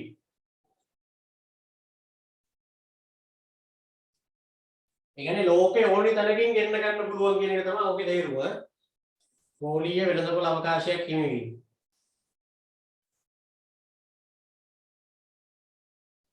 හරි. තව හේතුවක් තමයි පුතේ මේක ජනප්‍රිය වෙන්න බලපාන තව හේතුවක් ලියකියවිලි භාවිතයක් නැහැ.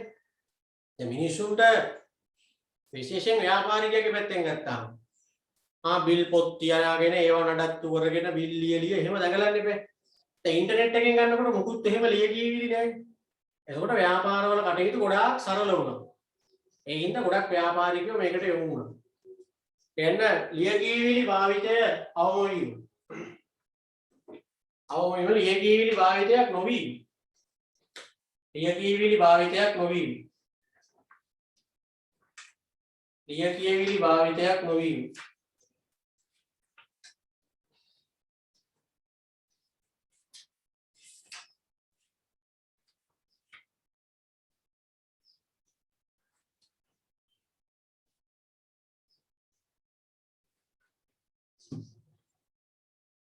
ලියකියවිලි භාවිතයක් නොවීම.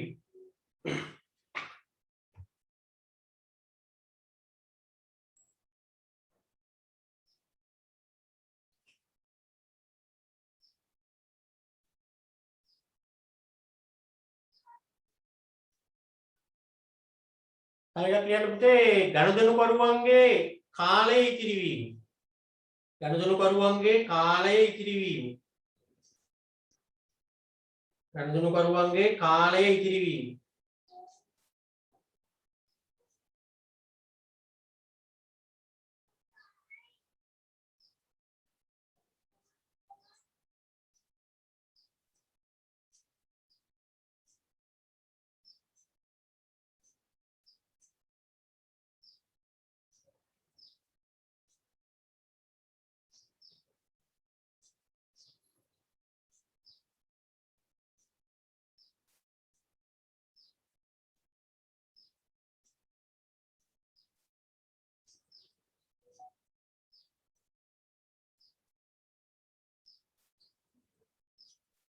ඒ කියන්නේ ළමයි දැන් අර කඩවල් වලට යන්න බඩු අරන් එන්න පාරවල් ගානේ රස්තියාදු වෙන්න බස් වෙනකන් ඉන්න අනම්මනම් මුකුත් ප්‍රශ්න නැහැ මේකේ.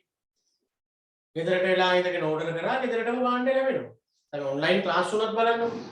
සාමාන්‍ය විදියට පන්ති යන එකයි මේකයි බැලුවහම ඕගොල්ලන්ගේ වෙලාව වාර විදියට මේකෙන් ඉතුරු වෙන ඕගොල්ලන්ගේ වගේම අපේ වෙලාවත් ඉතුරු වෙයි. දැන් පන්ති යන්න ගියා නම් දැන් 8ට තියෙන පන්තියට එන්න ඕගොල්ලෝ ගෙදර කීයටද නැගිටින්න ඕනේ කියලා හිතන්නකො. 8ට තියෙන පන්තියට එන්න එතන ඒ ලැහැත්ති වෙන වෙලාව. බස් එකේ යන්නේ එන වෙලාව. ඊළඟට හවස පන්තිය කරලා යන්න ගියාම ඒත් එහෙමනේ බස් එකක් එනකන් ඉන්න ඕනේ. ඒ බස් එක ගියාම ඊළඟ එක මේ වෙලාවට එතන රස්තියාදු වෙන්න ඕනේ. එහෙමනේ දැන් මෙතන මුකුත් නැහැනේ. 8ට පන්ති නම් 7:45ට නැගිට්ටත් ඇතිනේ. නැගිටලා ඇතුණා ඊළඟට ආය ඇඳුම් මැද අයන් කර ඇඳුම් හොය අඳින්නයි. ඔය ඇඳගෙන ඉන්න ඇඳුමක් පිටින් ඔහි ඉන්නේ ඉතින්. පන්ති වරුණා ඉතින් ගියසි. මම කොච්චර වෙලාව ඉතුරු ඉන්නේ. ඉතින් මිනිස්සු මේවා කල්පනා කරා.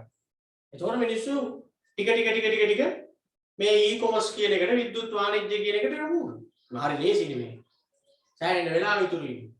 දැන් මම කිව්වේ සාමාන්‍ය පන්ති පටන් ගන්නවා කියලා කිව්වත් ළමයින්ට එහෙම උවමනාවක් නැහැ පන්ති පටන් ගන්නවද?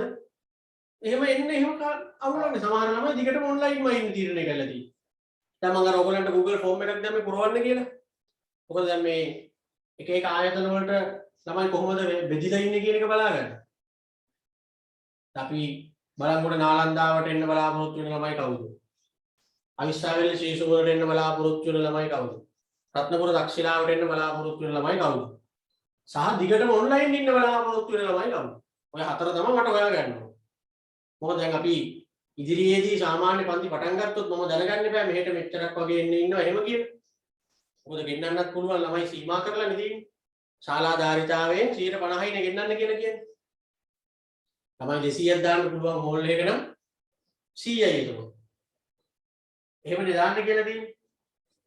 ඉතින් අන්න ඒ හින්දා දැන් ඒකේ මම දැක්ක සමහර ළමයි කෙලින්ම දිගටම ඔන්ලයින් ඉන්නේ දාලා තියෙන්නේ. තව සමහර ළමයි අහනවා මේ පන්ති එන ගමන් ඔන්ලයින් ඉන්නත් බැරිද? පුළුවන් ඉතින්. මෙහෙමයි. දැන් සමහර ළමයි ගෙදරින් පන්ති එනවා කියලා ඇවිල්ලා පන්තියෙන් නැතුව ඉඳලා පස්සේ අර ඔන්ලයින් එකෙන් බලනවා. එහෙම නෙමෙයි. ඒකට ක්‍රමවේදයක් තියෙනවා. දැන් ඔන්ලයින් වල පන්ති වලට ඉන්නවද? සාමාන්‍ය විදිහට පන්ති එනවද? ඒක අපි කතා කරගමු පන්ති පටන් ගත්තට පස්සේ. තාම නිශ්චිත නැහැ ලබන මාසෙත් බොහෝ විට මැදක තමයි පටන් ගන්න අවසර දීලා තියෙන්නේ. එහෙම වුණොත් මම නම් පටන් ගන්න නැහැ. මොකද පුතේ මාසේ මැදක වගේ පටන් අරගෙන තව සති දෙකයි ඊට පස්සේ තියෙන්නේ. ඒ වුණොත් ආ ඊළඟ දෙසැම්බර් මාසේ වගේ තමයි සාමාන්‍ය පන්ති පටන් ගත්තොත් මම පටන් ගන්නවා. මාසේ මැදක 20 ගණන් හරි 16 දොන් නොම දවසක තමයි කරන්න කියලා අවසර දීලා තියෙන්නේ. ඉතින් මාසේ භාගයක් කරාම ඉතුරු භාගයත් ඔන්ලයින්ම කර හැකියි. ඒක අපි කතා කරගමු මේ පන්ති පටන් ගාව සුවරුත් නෑනිත් එක. ඔයා වෙනස් වෙනවා ආයි වහන්නත් වෙයිද කවුද දන්නේ. එතකොට දැන් මේ විද්‍යුත් වාණිජ්‍ය ජනප්‍රිය වෙන්න හේතුනේ කතා කරගෙන ඉන්නේ ඒක හේතුවක් හැටියට තමයි දැන් ඔය කිව්වේ මේ මිනිස්සුන්ගේ කාලය ගොඩක් ඉතුරු වුණානේ. ඒ හින්දා මිනිස්සු මේකට යොමු වුණා. ඊළඟ තව එකක් කියන්නේ නිෂ්පාදිතවල ගුණත්වය ආරක්ෂා වීම. නිෂ්පාදිතවල ගුණත්වය ආරක්ෂා වීම. විද්‍යුත් වාණිජ්‍යයේ මිනිස්සු යොමු වෙන්න තව හේතුවක් වුණා ඒක. නිෂ්පාදිතවල ගුණත්වය ආරක්ෂා වීම.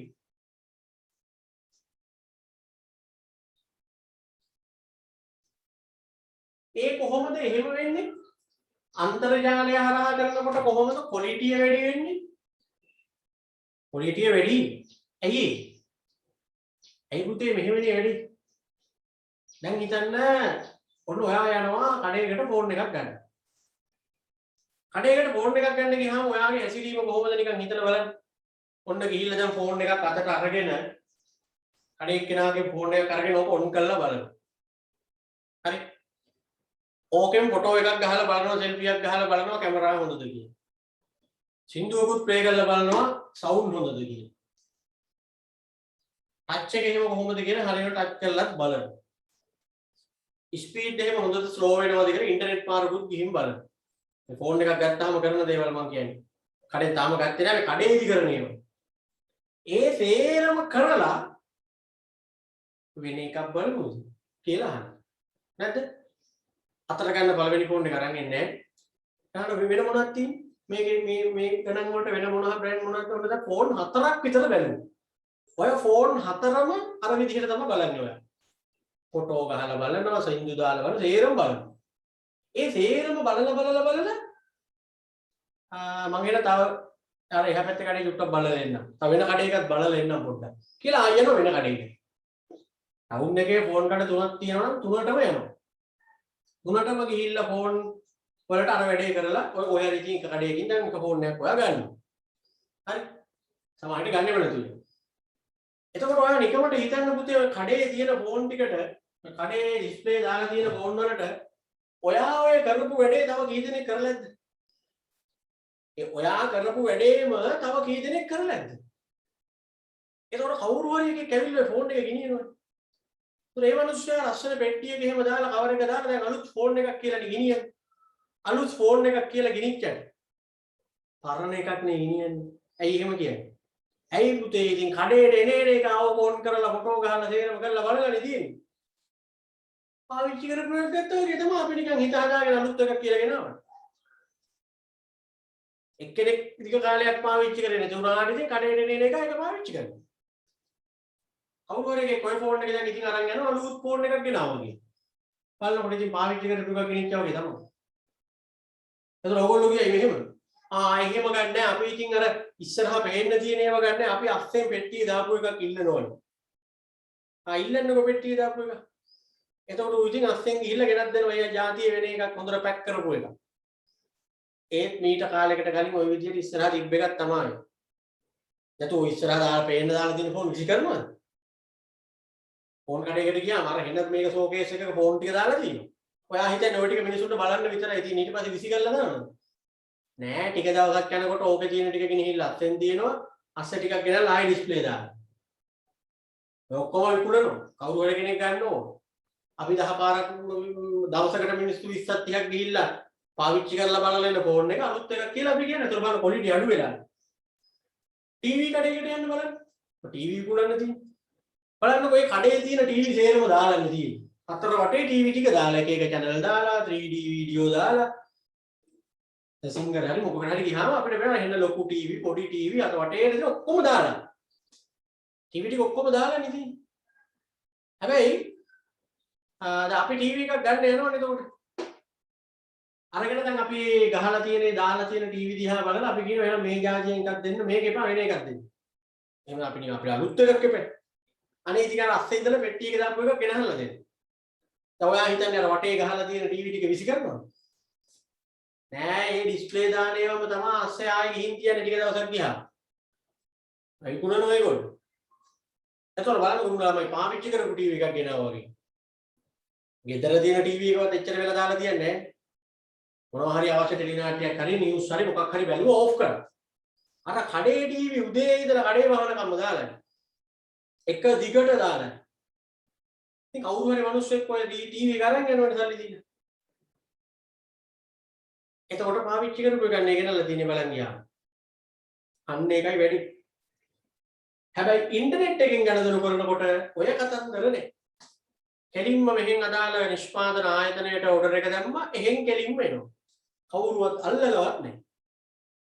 ආන් ඒකයි නිෂ්පාදිතවල ගුණත්වය ආරක්ෂා වෙනවා කියන්නේ අන්තර්ජාලයෙන් ගණදෙනු කරනකොට. භාණ්ඩ හරි සේවා හරි ඒවා ගුණත්වය ආරක්ෂා වෙනවා. ක්වොලිටිය රැකෙනවා. දැන් ඉගෙන ගන්න එකනොත් හිතන්න හරියට සිග්නල් අනම්මනන් ටික තියෙනවා නම් ඔයාට පන්ති කාමරයක් ඇතුලේ ඉගෙන ගන්නවට වඩා ක්වොලිටියට ඉගෙන ගන්න හැකි ඔන්ලයින් ඉගෙන ගන්නවා. පන්ති ඇතුලේ ඉගෙන ගන්න ගියාම කොහොම කිව්වත් සද්දබද්ද වැඩි. උගන්නන අතරේ කී සැරයක් අපි කියන්න ඕනේද කෑ ගහන්න තුන්නේ කෑ ගහන්න තුන්නේ සද්ද නවත්ත ගන්න කි. ඒ වදිවට ඔයා වාඩි වෙන්නේ ඉන්නේ යාළුවත් එක්කනේ. අපි කොච්චර වැදගත් කරුණක් ඉගෙනුවා ඩිංගක් වෙලා යනකොට ඔයා යාළුවත් එක්ක කයි. කොහානිනෝ කොහෙන් හරි එක්කෝ අනිත් එකට කතා කරලා මොකක් හරි ෆෝන් එකේ තියෙන එකක් පෙන්නනවා. එක්කෝ වෙන වටේ පිටේ තියෙන එකක් පෙන්නනවා. එක්කෝ hina වෙනවා මොනවා හරි වෙන වැඩක්. එතකොට ඉතින් ඔයාලට අපි අර උගන්නන එක හරියට ධාරණය වෙන්නේ නැහැ. සමහර පිටිපස්සේ ළමයි නැහෙන්නේ. එක්ක වෙන පන්තියක උගන්නන සද්දෙත් ඇහෙන්නේ. ඔක එක එක කතන්දර. දැන් මේකේ එහෙම නැහැ ළමයි. ඒ කිසිම බාධාවක් ප්‍රශ්නයක් නැහැ. ඉතින් ඒක නිසා මේක ජනප්‍රිය වෙන්න ඒකත් හේතුවක් වුණා. නිෂ්පාදිත වල ගුණත්වය ආරක්ෂා වෙන එක. හරි. තව එකක් කියන්න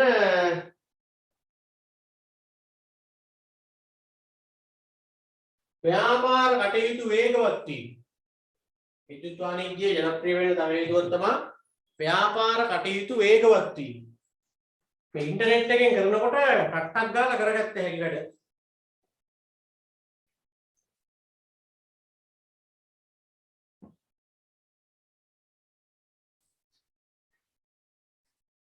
විද්‍යුත් වාණිජ්‍ය ව්‍යාපාර කටයුතු වේගවත් වීම.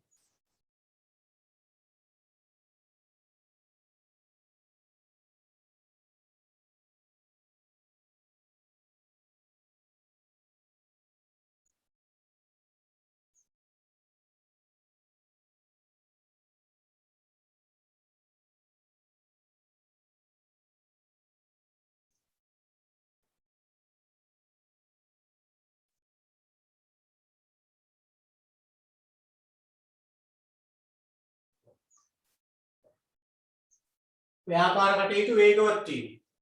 ඇයි ළමයි ඉතින් ගණතුණු කරුවන්ගේ පෝලිං බිල් දාන්න වෙලාව යන ඒ අනම්මනම් මුකුත් නැහැ නේ කැෂියර් එක ගාව පෝලිං භාණ්ඩ තෝරන්න යන වෙලාවල් අනම්මනම් මුකුත් නැහැ මිනිස්සු නිදහසේ ගෙදෙට්ට වෙලා භාණ්ඩ තෝරනවා ඊළඟට ඕඩර් එක දානවා ඊළඟට ඉතින් කුරියර් එකෙන් ගෙනහල්ලා දෙනවා ක්‍රෙඩිට් කාඩ් එකෙන් සල්ලි දානවා. හරි. ඕවා තමයි විද්‍යුත් වාණිජ්‍ය ජනප්‍රිය වෙන්න හේතුව. ඔන්න ඔය වගේ හේතු නිසා තමයි පුතේ වර්තමානයේ වෙනකොට හැමෝම මේ ඊ-කොමර්ස් කියන එකට විද්‍යුත් වාණිජ්‍ය කියන එකට ගිහින් තියෙන්නේ. ඒකට යොමු වෙලා තියෙන්නේ. හරි. හරි. ඊළඟට ඔන්න කතා කරලා තියෙනවා. ඉතින් අර එක එක පාර්ශවයන්ට මේකේ වාසි කියන එක කෙලින්ම. දැන් මෙතන ඔය දැන් අපි ලියාගත්තේ විද්‍යුත් වාණිජ්‍යයේ වාසි කියන මාතෘකාවම නෙමෙයි. විද්‍යුත් වාණිජ්‍ය ජනප්‍රිය වීමට හේතු කියනවා. හරි. වාසි නෙමෙයි. ජනප්‍රිය වීමට හේතු. දැන් අපි කතා කරන්නේ විද්‍යුත් වාණිජ්‍යය මගින් ගණදෙනුකරුවන්ටයි ව්‍යාපාරිකයන්ටයි සිදුවන වාසි. අපි මුලින්ම බලමු ගණදෙනුකරුවන්ට තියෙන වාසි මොනවද කියලා. ඒ කියන්නේ අපිට. ඒ කියන්නේ මේවයින් භාණ්ඩ ගන්න අය තියෙන වාසි. හරි. ගණදෙනුකරුවන්ට තියෙන වාසි. පැය 24 පුරාම සතියේ දින 7 පුරාම ගණදෙනු කරන්න පුළුවන්. අපිට තියෙන එක වාසිය. දැන් කඩේ ගිහින් බඩු ගන්නවා වගේ නෙවෙයි. දවස් 7ම පැය 24ම ගණදෙනු කරගෙන මේ ක්‍රමයේදී රෑ 12ට එකට හරි අපිට ඉන්ටර්නෙට් එකට ගිහිල්ලා ඕනි භාණ්ඩයක් තෝරන්න එනෝම් කරන්න සල්ලි ගෙවන්න පුළුවන්. ඒ වාසිය තියෙනවා අපිට. ගෝලීය වෙළඳ පොළට පිවිසිය හැකි වීම. උඩ කියපුවත් ඉතින් මෙතෙන්ට අදාළයි. ගණදෙනු කරුවන්ට තියෙන වාසිය. විද්‍යුත් වාණිජ්‍ය වගේ. මේකෙන් ඉතින් අපිට තියෙන තව වාසිය තමයි අර ලෝකේ ඕනි තරක තියෙන දෙයක් ගන්න පුළුවන්. පහසුව හා කාලය ඉදිරි වීම. ලේසි ඒ වගේම වෙලාව ගොඩක් ඉතුරු වෙනවනේ අපේ. නිෂ්පාදිත වල මිල අඩු වීම. ඒ අතරමැදියෝ නැති හින්දා මිල අඩු වීම. ඒකනේ මම අර කිව්වේ ගොඩාක් වෙලාවට අපි මේ එක එක නියෝජිතයන්ගෙන් තොග වෙලෙන්දන්ගෙන් සිල්ලර වෙලෙන්දන්ගෙන් බඩු ගන්නවා වගේ නෙවෙයි. කෙලින්ම නිෂ්පාදකයෙක්ගෙන් ගන්නකොට අඩුවට ගත්තා. ඒකයි ඉතින් එයා දෙන මිලටනේ එතකොට කෙලින්ම අපි ගන්න. අතරමැදියෝ ඉන්නකොට මොකද වෙන්නේ? ඒ හැම අතරමැදියෙක්ම ගානක් තියාගෙනනේ අපිට දෙන්නේ. එතකොට අතරමැදියෙක් හරහා යන ගමනක් ගානේ භාණ්ඩයේ මිල චුට්ටු චුට්ටු වැඩි වෙනවා. ඉන්ටර්නෙට් එකෙන් ගන්නකොට කෙලින්ම නිෂ්පාදකයෙක්ගෙන් එනවා. ඊළඟට තෝරා ගැනීමේ ඊට ප්‍රස්තාව වැඩි වීම. අනික තමයි ගණදෙනු කරුව හැටියට අපිට තියෙන තව ප්‍රබල වාසියක් තමයි මේ e-commerce වල තෝරන්න තියෙන ඉඩකඩ වැඩි වෙන්නේ. දැන් පුතේ ඔයා ෆෝන් එකෙන් ගිහිල්ලා මේ ඔය මොනවා හරි භාණ්ඩයක් ගැන තෝරනවනම් ඔයා දවසේ පැය 24ම තෝරන්නකො. ආයි හෙටත් තෝරන්නකො. අනිද්දාත් තෝරන්නකො කිසි ප්‍රශ්නයක් නැහැ. භාණ්ඩේ අල්ලලා බලන්න බැරි එක විතරයි. ෆොටෝ ඒවා මිල ගණන් ඒක ඔක්කොම තියෙන වීඩියෝ ඕනි තරම් වෙලා තේරුනේ. අදත් තෝරනවා හෙටත් බලනවා. අනිද්දාත් බලනවා. කවුරුවත් අදාළ නැහැ නේ කාටවත් අදාළ නැහැ නේ. ඔයාගේ ෆෝන් එකෙන් ඔයාගේ සෙට් වෙලා ඔයා බලන්න. හැබැයි සාමාන්‍ය විදිහට කඩේ ගිහින් බඩු ගන්න ගියාම ඔහොම පුළුවන්. බෑනේ. එකම භාණ්ඩේ දවස් 3-4ක් ගිහිල්ලා සැරින් සැරේ බලනකොට ඕනවට වඩා තෝරනකොට ඒක අපිටත් තේරෙනවා හරි නෑ කියලා. මාට වෙලෙන්දත් කියන මොකද ගන්න නැද්ද ඔය හැමදාම බලන්න. අන්න එහෙමනේ. ඉතින් මේ විද්‍යුත් වාණිජ්‍යයෙන් ගණදෙනු කරවන්න තියෙන වාසියක් තමයි ඕනි තරම් තෝරන්න. විද්‍යුත් මුදල් වලින් ගෙවීම කරන්න ඕන. දැන් මිනිස්සු එක පැත්තකින් දියුණු වෙනකොට ඒක තව අනිත් පැතිවලින් දියුණු වෙනවනේ. දැන් මුදල් කියන එක ගත්තත් මිනිස්සු වර්තමානයේ වෙනකොට සෑහෙන්න හුරු වෙලා තියෙනවනේ මේ කාසිහා නෝට්ටු වෙනුවට විද්‍යුත් මුදල් පාවිච්චි කරන්න. ක්‍රෙඩිට් කාඩ් ඩෙබිට් කාඩ් පාවිච්චි කරන්න හුරු වෙලා තියෙනවනේ දැන් එන්නේ. ඉතින් මිනිස්සු අන්න ඒවට ගියත් එක්ක ඒ ක්‍රෙඩිට් කාඩ් වලට ඩෙබිට් කාඩ් වලට යamat එක්ක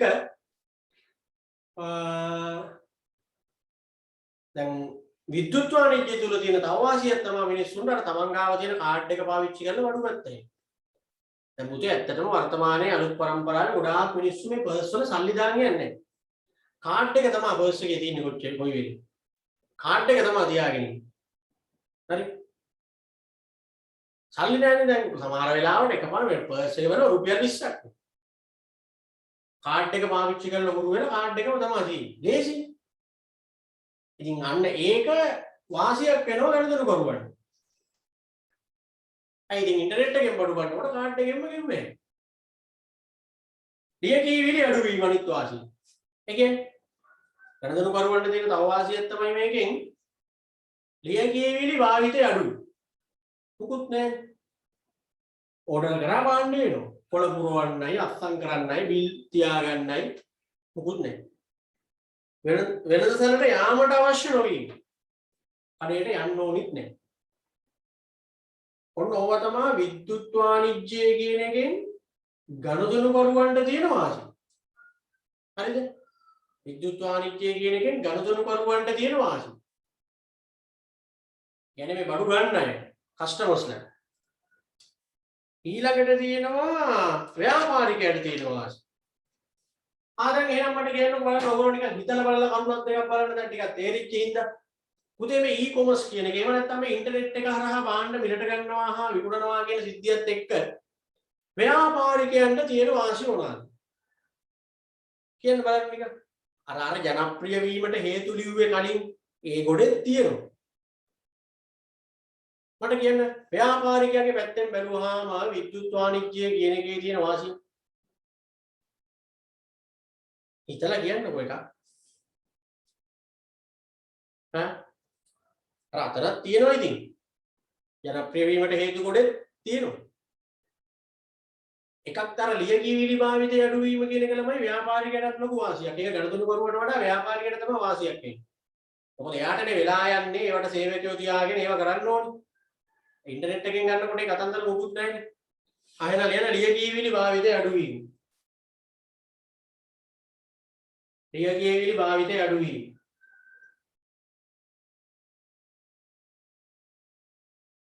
ලියකියවිලි භාවිතය අඩු වීම.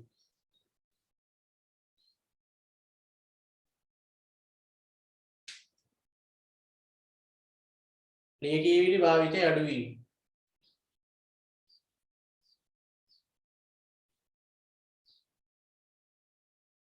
ලියකියවිලි භාවිතය අඩු වීම.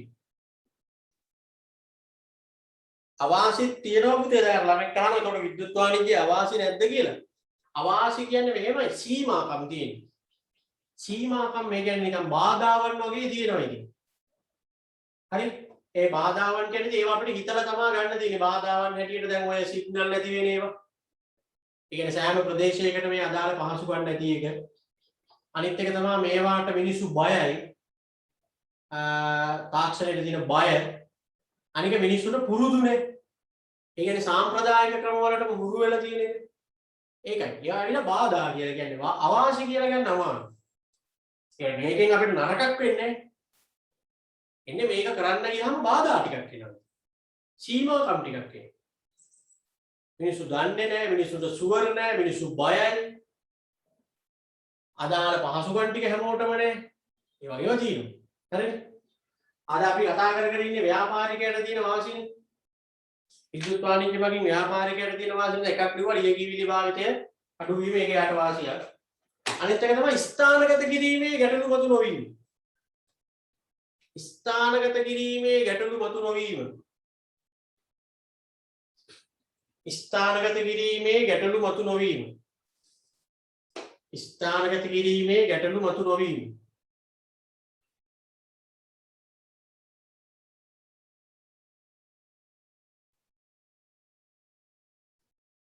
ස්ථානගත කිරීමේ ගැටලු මතු නොවීම.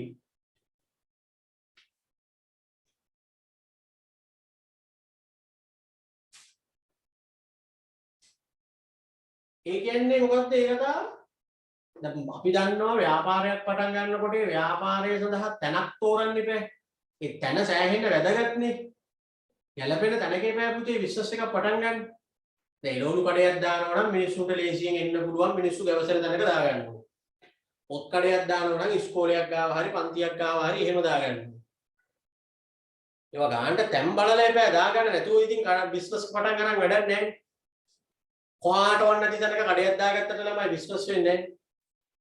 දැන් බලන්න දේවාලයක් ළඟ තියෙනවා නම් පළතුරු වට්ටි අනම්මනම් විකුණන කඩවල ටික ළඟ තියෙනවා. නිකන් පළතුරු වට්ටි විකුණන ඒවා ටවුන් එකේ තිබ්බම මිනිස්සු ඔය පළතුරු වට්ටි ගන්නෑ.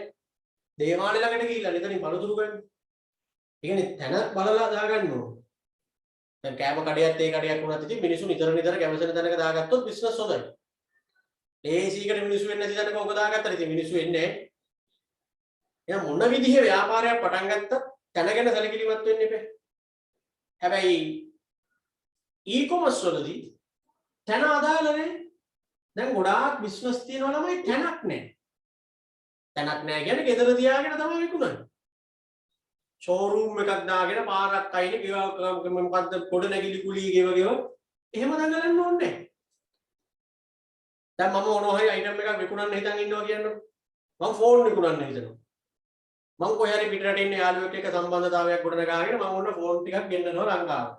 ගෙන්නලා මට කඩයක් නැහැ. ඒකට ෆෝන් කඩයක් කියන එකක් නැහැ. මම ඒකට නමකුත් දාගෙන නමක් එහෙම දාගෙන මම ඉන්ටර්නෙට් එකේ වෙබ්සයිට් එකක් පටන් අරගෙන ඒකට දානවා මේ තියෙන ෆොටෝ නම. දාලා ගෙදර තියාගෙන මම විකුණනවා. ඉතින් මිනිස්සු එන්නේ නැහනේ ගන්න ළඟට. අර වෙබ්සයිට් එකට ගිහිල්ලා සර්ච් කරලා සමහර මිනිස්සු දැන් ඕඩර් කරපු ගමන් මම මෙහෙන් කුරියර් එකකින් යවනවා. අද ගොඩාක් බිස්නස් එහෙම තමයි වෙන්නේ. විශේෂයෙන් මේ කොරෝනා සීසන් එකේ ඒවා සරටම ව්‍යාප්ත වෙලා ගියා. හැම තැනම මිනිස්සු එක එක දේවල් ගෙවල් වල තියාගෙන ඔන්ලයින් විකුණනවා. බලන්න දැන් ඔය මේ දවස්වල Facebook එකේ යනකොට ගොඩාක් තියෙනවා. ගොඩාක් මිනිස්සු දැන් මේ අර එක එක ස්වීට් කෑම જાති. ඔන්ලයින් ඕඩර් කරන්න පුළුවන් කියලා දාලා ගෙදරම හදනවා. මොකක් හරි නමකුත් දා ගන්නවා කේටරින් සර්විස් කියලා. ගෙදරම හදලා කුරියර් වල නම් නෙවෙයි ඉතින් ඒ ළඟපාත යවනවා ඉතින්. ට්‍රිවිල් එක හරි මොකක් හරි යවනවා. ඉතින් ඒකට අදාළ ගාස්තු ගන්නවා. ඉස්සර ඉතින් සාමාන්‍යයෙන් එහෙම කෑම જાතියක් ඕඩර් කරාම ගෙදරට ගෙනල්ලා දෙන පීසා හට් KFC විතරනේ. දැන් බලන්නකො ටවුන් එකේ ගොඩාක් තියෙනවා ඒ වගේ ගෙදරට ගෙනහල්ලා දෙන කඩවල්. ඒකත් මේ ඔන්ලයින් තමයි මිනිස්සු මේ බිස්නස් හදාගෙන තියෙන්නේ. කඩයක් නැහැ. කොයිද කියලා කඩයක් නැහැ. හැබැයි මිනිස්සු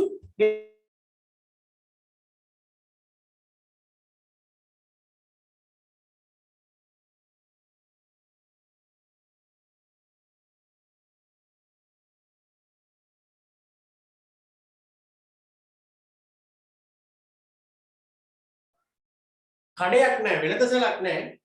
හැබැයි ඒ වුණාට ගණදරු කරනවා. මිනිස්සු ඇඳුම් විකුණනවා, ෆෝන් විකුණනවා, ඉලෙක්ට්‍රික් බඩු විකුණනවා. ඒ සේරම දැන් බලන්න දැන් අපි ක්ලාස් කරන එකත් බලන්නකො. දැන් සාමාන්‍යයෙන් ඉතින් අපි මේ කොරෝනා කේස් එකත් එක්ක ඔන්ලයින් පටන් ගත්ත නිසා ඒ ආයතන සෙට් එක තාම තියෙනවා. දැන් මේ විදිහටම දිගටම කරනවා නම් ආයතන කියලා જાතියක් ඕනේ නැහැ නේද? දැන් අපි බලංගොඩ නාලන්දාව, රත්නපුර තක්ෂිලා, අවිශ්වාස කොහොම ආයතන වලනේ කරේ. අපි හිතන්නේ දිගටම මෙහෙම යනවා නම් ඉතින් ගෙදරනේ මං ඉන්නේ. මට ආයතනයක් කියලා දෙයක් ඕනේ නැහැ. ගෙදරට වෙලා මම උගන්වනවා මගේ සේවාව මම සපයනවා. ආන් ඒ වාසිය තියෙනවා ව්‍යාපාරිකයන්ට. තන ප්‍රශ්නයක් නැහැ. ස්ථානගත කිරීමේ ප්‍රශ්නයක් නැහැ. විද්‍යුත් වාණිජ්‍යයේ වාසියක් ඒකේ. තව එකක් කියන්න පුළුල් වෙළඳපොළක් ලැබීම. පුළුල් වෙළඳපොළක් කියන්නේ ළමයි ඕනි තැනකට විකුණන්න හැකිනේ. පුළුල් වෙළඳපොළක් ලැබීම. එක එක දිහාවල් වල ගණතුණු කරුවෝ දැන් මෙතන සෙට් වෙනවනේ. පුළුල් වෙළඳපොළක් ලැබීම. පුළුල් වෙළඳපොළක් ලැබීම.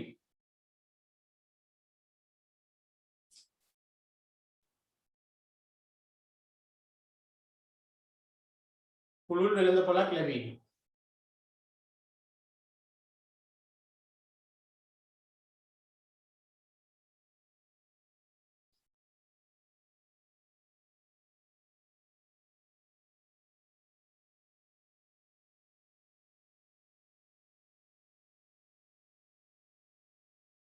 ඒ කියන්නේ පුතේ දැන් හැම තැනින්ම ගණදොන කරුවෝ එකතු කරගත්ත හැකිනේ මේකෙදි දැන් මම අපේ ටවුන් එකේ තියෙන කඩයක් කියලා.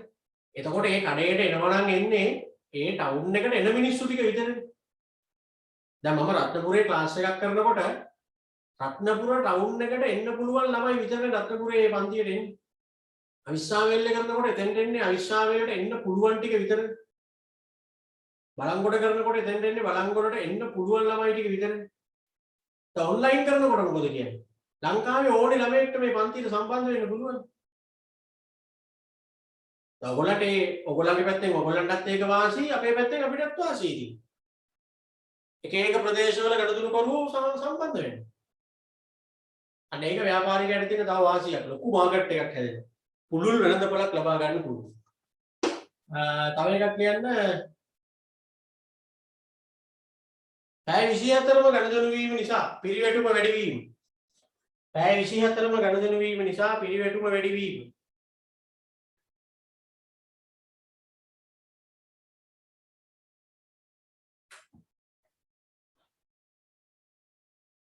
පැය 24ම ගණදෙනු වීම නිසා පිරිවැටුම වැඩි වීම.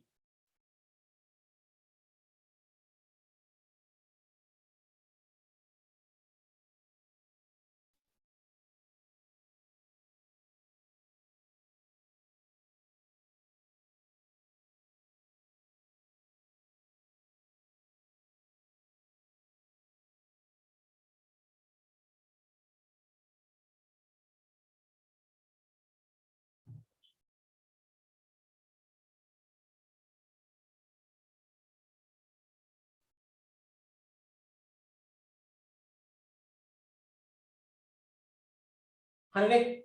ඒ කියන්නේ ඉතින් ළමයි දැන් සාමාන්‍යයෙන් කඩේ නිකන් සාමාන්‍යයෙන් ගණදෙනු කරනකොට දැන් බැංකුවක උනත් බලන්නකෝ. 3:00ට බැංකුව අහනවනේ. එතකොට බැංකුවට අපි ගණදෙනුවක් කරගන්න යනවා නම් 3:00ට කලින් යන්න ඕනේ. බැංකුව පැත්තෙන් ගත්තාම එන කස්ටමර්ස් රටේ 3:00ට ඉවරයි. හරිද? නිකන් කඩේ කරුවත් ඉතින් ඒ කඩේ ඇරලා තියෙන ටයිම් එකේ එපා යන්න. 5 වෙනකන් ඇරලා නම් 5න් පස්සේ ආයෙ ගණන් කරන්න බෑ. දැන් මේකෙදි එහෙම නෑ. දැන් බැංකුවේ වුණත් බලන්න ඔන්ලයින් බැංකින් තියෙනවනේ දැන්. ඔන්ලයින් බැංකින් වල පැය 24ම අපිට මේ බැංකු ගණන් කරන්නේ. දැන් රෑ 12ට එකට වුණත් මට ඕන නම් තව කෙනෙක්ගේ account එකකට සල්ලි දාන්න. රීලෝඩ් එකක් දාගන්න. ඔය කරන් විදුලි බිලක් හරි මොකක් හරි ගෙවන්න. ඕන දෙයක් කරන්නේ. වෙලාවක් කලාවක් නැහැ. හරි. ඉතින් ඒකත් ව්‍යාපාරිකයන්ට වාසියක්. එතකොට තමන්ගේ බිස්නස් නිකම්ම වැඩි වෙනවා. පිළිවෙටම වැඩි වෙනවා. අර කඩේ වහලා තිබ්බත් ගණදෙනු ටික යනවා. හරි. ඔන්න පුතේ එතකොට ඒ ඇවිල්ලා විද්‍යුත් වාණිජ්‍යයෙන් ව්‍යාපාරිකයාට තියෙන වාසිය. දැන් බලන්න විද්‍යුත් වාණිජ්‍ය ජනප්‍රිය වෙන්න හේතු කියලා කතා කරා. ඊළඟට විද්‍යුත් වාණිජ්‍ය නිසා පාරිභෝගිකයන්ට තියෙන වාසිය කතා කරා. ව්‍යාපාරිකයන්ට තියෙන වාසිය කතා කරා. ඔන්න ව්‍යාපාරවල ක්‍රමික විකාශනය කියන මාතෘකාව හරි. ක්‍රමික විකාශනය කියන්නේ ටික ව්‍යාපාර කියන එක මේ අද තියෙන තත්ත්වයට ආපු හැටි. පොඩ දියුණු වෙවි ආපු හැටි. ඔන්න දැන් හරි.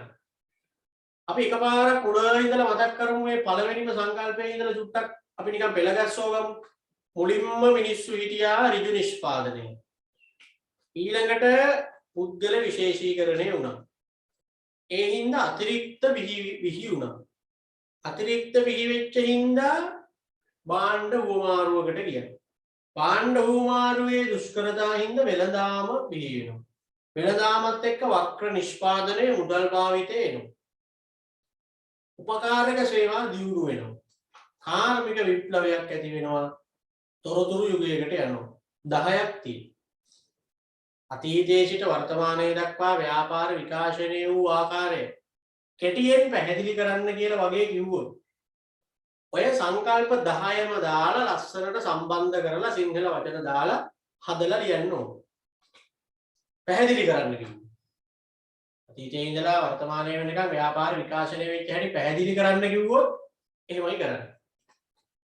එකින් එක ලස්සනට වචන වලින් සම්බන්ධ කරලා විස්තරයක් වගේ ලියන්න ඕන. හරිද?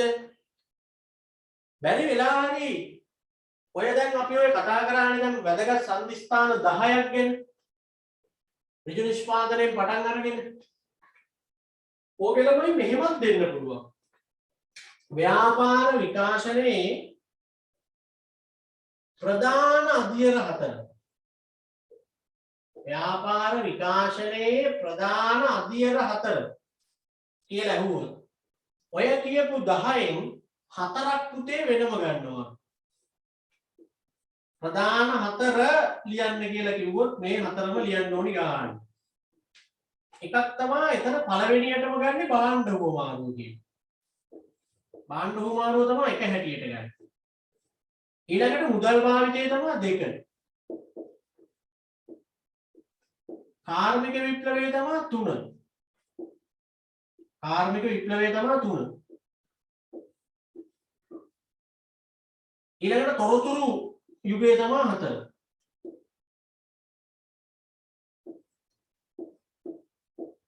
හරිද? ඔන්න හරියට තේරුම් ගන්න ව්‍යාපාර විකාශනයේ ප්‍රධාන අධ්‍යයන 4 ලියන්න කියලා ආවොත් මොකද්ද? ප්‍රධාන අධ්‍යයන 4 ලියන්න කියලා ආවොත් මෙන්න මේ 4. හරිද? භාණ්ඩ හුවමාරුව, මුදල් භාවිතය, කාර්මික විප්ලවය, තොරතුරු යුගය. මේ මත විද්‍යුත් වාණිජ්‍ය කියලා අන්තිමට කියන්න පුළුවන්. අර විදිහට හෙව්වොත් අතීතයේ සිට වර්තමානයේ දක්වා ව්‍යාපාර විකාශනය වූ ආකාරය කෙටියෙන් පැහැදිලි කරන්න කියලා වගේ ආවොත් කෙටියෙන් පැහැදිලි කරන්න කියලා ආවොත් අර ඍජු නිෂ්පාදනයෙන් පටන් අරගෙන තොරතුරු යුගයට එනකන් එන්න ඕන. එතකොටනේ පැහැදිලි කිරීමක් තියෙන්නේ නේද? ප්‍රධාන අධ්‍යයන 4 වන්නේ 4 ලියන්න එහෙම කිව්වොත් මේ 4. සමහරවිට මේ මෙහෙමත් වෙන්න පුළුවන්. ව්‍යාපාර විකාශනයේ 3 වන අධ්‍යයන වන්නේ. તો 3 වෙනි අධ්‍යයන කාර්මික විප්ලවය. පළවෙනි අධ්‍යයන භාණ්ඩ හුවමාරුව. මම ඔයගලගේ ඩියුට් එකේ වෙනම කොටුවක් දාලා මේ 4 වෙනම දීලා තියා පැත්තේ බලන්න. මේක විකාශනය කියන එක උගන්වන්න පටන් ගත්ත උදේ නොයිදී 6 වෙනි පිටුවේ උඩ බලන්න කොටුවක් අස්සේ තියෙන 4ක් දීලා වෙනම ව්‍යාපාර විකාශනයේ ප්‍රධාන අධීර 4 කියලා આવොත් ඒ 4 හරිද? වැදගත් අවස්ථා කියලා આવොත් අර මුල ඉඳලම එන්න ඕනේ ඍජු නිෂ්පාදනයේ ඉඳලා. දැන් ඔයගොල්ලෝ ඕම පෙරලන්න පුතේ පස්වෙනි පිටුව ව්‍යාපාර විකාශනය කියන නිකන් ලොකු ඡේදයක් වගේ දී. අන්න දැන් ওই ඡේදේ තේරෙනවා. මම ඔක අතහැරලා නිකි. ඒ කියන්නේ දැන් බැරි වෙලා හරි අපිට පේපර් එකේ ආවොත් පේපර් එකේ නේ අර නොලෙජ් ටෙස්ට් ටියුට් එකේ මම ගෙදෙද්දි කරන්න කියලා මේ ප්‍රශ්නේ කිව්වා. අතීතයේ සිට වර්තමානයේ දක්වා ව්‍යාපාර ක්‍රමිකව විකාශනය වූ ආකාරය කෙටියෙන් පැහැදිලි කරන්න කියලා වගේ හෙව්වොත් මෙන්න මේ විදිහට ලියන්න ඕන. බලන්න මේගොල්ලෝ කොහොමද ඒක පැහැදිලි කරලා තියෙන්නේ කියලා. ව්‍යාපාරයන් එක්වරම බිහිවුවක් නොවේ. ඒ මිනිස් සංහතියේ සංවර්ධනයත් සමග ක්‍රමිකව සංවිධානය වූවකි. මුල් යුගයේ මිනිසා ස්වයංපෝෂිත අර්ථක්‍රමයක් තුළ ඍජු නිෂ්පාදනය තුළින් සිය අවශ්‍යතා සපුරා ගන්නා ලදී. ඍජු නිෂ්පාදනය තුළින් පුද්ගල විශේෂීකරණය සිදු වූ අතර අර බලන්න එකින් එක වෙච්ච හැටි ගානට පැහැදිලි කරන්න ඕනේ දැන්. ඍජු නිෂ්පාදනය තුළින් පුද්ගල විශේෂීකරණය සිද්ධ වෙනවා. එහි ප්‍රතිඵලයක් ලෙස අතිරික්ත නිෂ්පාදන විහිවි. අතිරික්ත නිෂ්පාදන නිසා භාණ්ඩ හුවමාරුව සිදු වූ අතර ඒ සමගම වෙළඳාම විහිවි. එහිදී වෙළඳපොළ සඳහා භාණ්ඩ සේවා නිෂ්පාදනය හෙවත් වක්‍ර නිෂ්පාදනය ආරම්භ වී වෙළඳාමේ සංවර්ධනයට බැංකු රක්ෂණ ප්‍රවාහන සංනිවේදන ගබඩාකරණය ආදී සහාය සේවා අවශ්‍ය වේ. ඒවා උපකාරක සේවා ලෙස හැඳින්වේ. වෙළඳාම හා උපකාරක සේවා එකතුවෙන් වාණිජ්‍ය විහිවි. පසුකාලීනව භාණ්ඩ හුවමාරුවේ දුෂ්කරතා මගහරවා ගැනීමට මිනිසා මුදල් භාවිතා කිරීමට පෙළඹුණි. අනතුරුව කාර්මික විප්ලවයේ විහිවි. පිහිවීම නිසා මිනිසා මහ පරිමාණ නිෂ්පාදනයකට යොමු වී අද වන විට ව්‍යාපාර කටයුතු සඳහා පරිගණක හා තොරතුරු තාක්ෂණය භාවිත කිරීමත් සමග විද්‍යුත් ව්‍යාපාර සංකල්පයට මිනිසා පැමිණ සිටී. ඔන්න ඔහොම පැහැදිලි කරන්න ඕනේ. එතකොට තමයි ලකුණු 4ක් වගේ නක් දෙන්නේ. ලකුණු 4කටනේ සාමාන්‍යයෙන් ලොකු ප්‍රශ්නයක් අහන්නේ. 4ම ගන්න නම් මේ විදිහට දැන් බලන්න මෙතන අර ප්‍රධාන අවස්ථා ටික දන්න ළමයට නිකම් පුතේ සිංහල වචන දාන සම්බන්ධ කරලා ලියන්න විතරනේ තියෙන්නේ. ඒක ඉතින් ඕගොල්ලන්ට මතක තියෙන්න ඕනේ ඍජු නිෂ්පාදනයේ ඉඳලා එකින් එක ආපු වෙන. ඒ ටික මතක ළමයට මේ වගේ ඡේදයක් හදලා ලියා ගන්න පුළුවන්. ඒක තමයි A level කියන්නේ. O level වගේ මේ ගෙඩි පිටින් පාඩම් කරන එක එහෙම පොතේ ටියු පේපර් එකේ ලියන්න එන්නේ නැහැ. උගන්වනවා කරුණු ටික. ඔයා ඒ ටික සම්බන්ධ කරලා අමුණලා ගානට ලස්සන කරලා ඔයා හදලා ලියන්න තමයි වෙන්නේ. ඒ නිසා තමයි ඔයා අංකයකට කරගන්න ඕනේ මේ වැදගත් අවස්ථා ටික මතක තියාගන්න.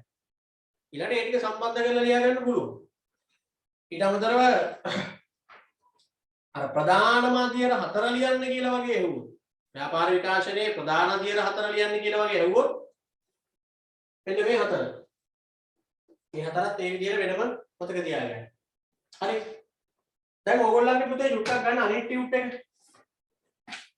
අනිත් ටියුට් එක ගන්නකොට අර ප්‍රශ්න තියෙන ටියුට් එක. ඒකේ තියෙන අපිට කරන්න ප්‍රශ්න කීපයක්. මං ගෙදරදී ඕගොල්ලන්ට කරන්න කිව්වා වගේ මතකයි අංක 3 අභ්‍යාස අංක 3 කරන්න කිව්ව නේද? හා? උද නැද්ද? කිව්වා සර්. ආයෙත් අන්න එක බලමු. අභ්‍යාස අංක 3 knowledge test කියන ටියුට් එකේ 3 වෙනි පිටුව. බලන්න. පහත දැක්වෙන නිෂ්පාදන කටයුතු ඍජු නිෂ්පාදනයක්ද වක්‍ර නිෂ්පාදනයක්ද යන්න ලියා දක්වන්න. ගෘහණියක් තම ගෙවත්තේ වගා කරන පලා වර්ග දිනපතා නිවසේ පරිභෝජනයට යොදා ගනී. ඒක මොකක්ද ලියපු ළමයි කියන්නේ? ඍජුද වක්‍රද? හා? ඍජු නිෂ්පාදනය. ඔව් ඍජු නිෂ්පාදනය. හරි. ගෙවත්තේ පළතුරු වගා කරලා පලා වර්ග වගා කරලා ගෙදර පාවිච්චියට ගන්නවා නම් ඒක ඍජු නිෂ්පාදනය.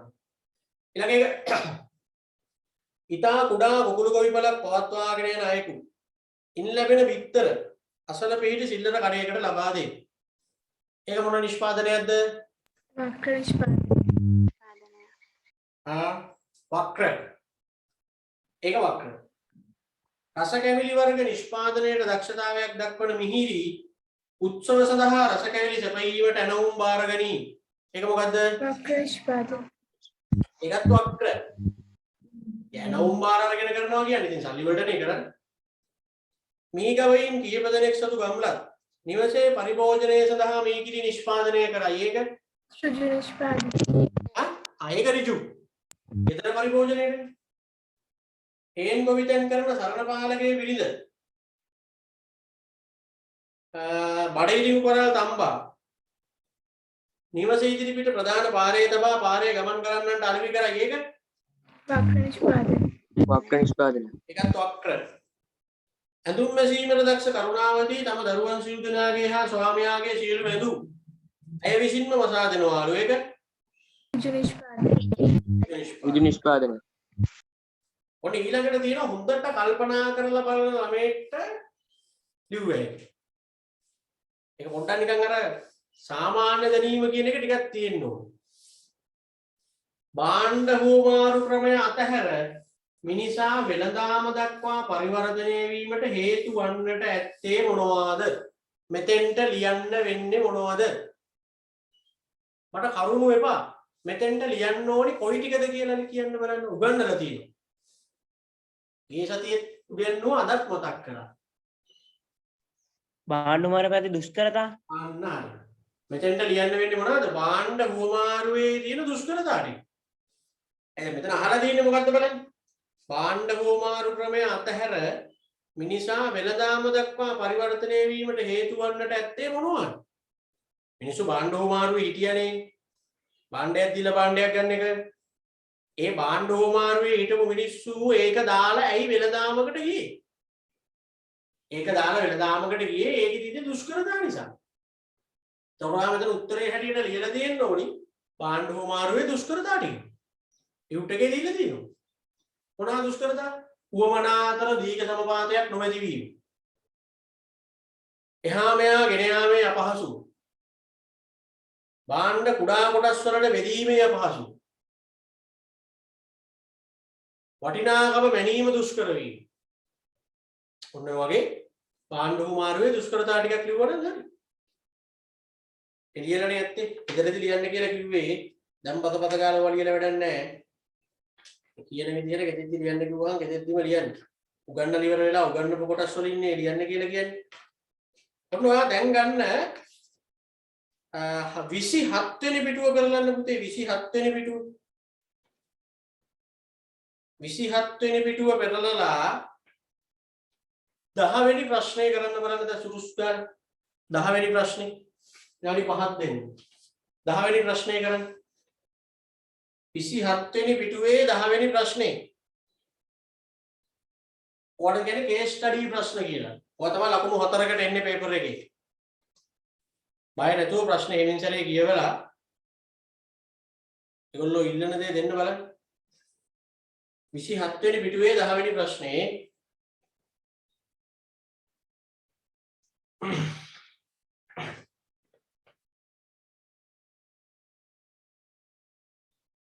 හරිද? අපි බලමු එක.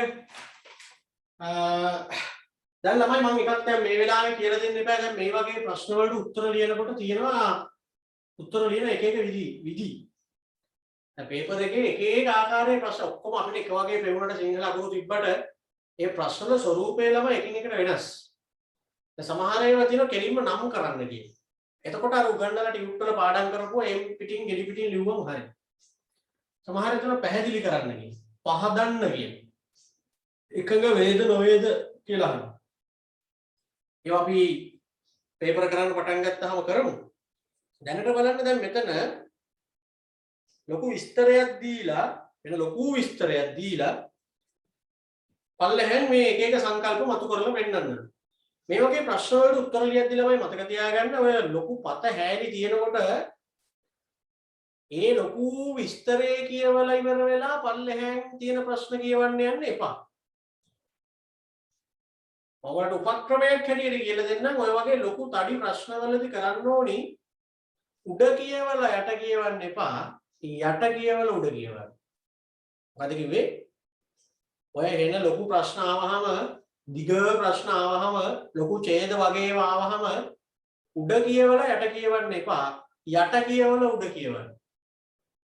ඒකට හේතුව දැන් ඔය වගේ ඡේදයක් ළමයි දැන් මුල ඉඳලා කියවගෙන යනවනේ දැන් ඕගොල්ලෝ දැන් මේ ප්‍රශ්නේ කියවද්දි. එහෙම කියවන් යනකොට ඔයා හිතනවා මේකේ තියෙන නම් මෙහෙම මතක තියාගන්න ඕන. මේකේ තියෙන දින එහෙම මතක තියාගන්න ඕන. මේකේ තියෙන ඉලක්කම් ටික මතක තියාගන්න ඕන. පල්ලෙහාදී ඕනි වෙයිද දන්නේ නැහැ. සේරම මතක තියාගන්න බලනවා. ඒ සේරම ටික බලාගෙන ගිහිල්ලා පල්ලෙහා මොනවද අහලා තියෙන්නේ කියලා බැලුවාම සමහර විට ඒ නම් ගංග නම් මොනම් මුකුත් එතෙන්ට ඕනේ නැහැ. අනිත් එක පල්ලෙහාන් අහලා තියෙන්නේ මොනවද කියන එක බලන ගමනක් ගානේ ආයෙ උඩ ටික කියවන්න වෙනවා. ඒ නිසා හොඳම වැඩේ තමයි ඉස්සෙල්ලා බලන්න යටින් මොනවද ඉල්ලලා තියෙන්නේ කියලා. ඊට පස්සේ උඩ කියවන්න. ඒතර වෙලාව ගොඩක් ඉතුරු වෙනවා. මොකද පේපර් එක ලියද්දී ප්‍රශ්න 5ක් ලියන්න ඕනි. මේ පැය 3යි දෙන්නේ. ප්‍රශ්න 5ක් කියන්නේ ළමයි එකක තියෙනවා කොටස් 5 ගන්න. ඒක ඔක්කොම කොටස් කීයද? කොටස් 25ක් තියෙනවා ලියන්න. ලකුණු 4 ගෑනේ. ඒ හින්දා අර වෙලාව සෑහෙන්න වැදගත් වෙනවා. ටයිම් මැනේජ්මන්ට් කියන්නේ.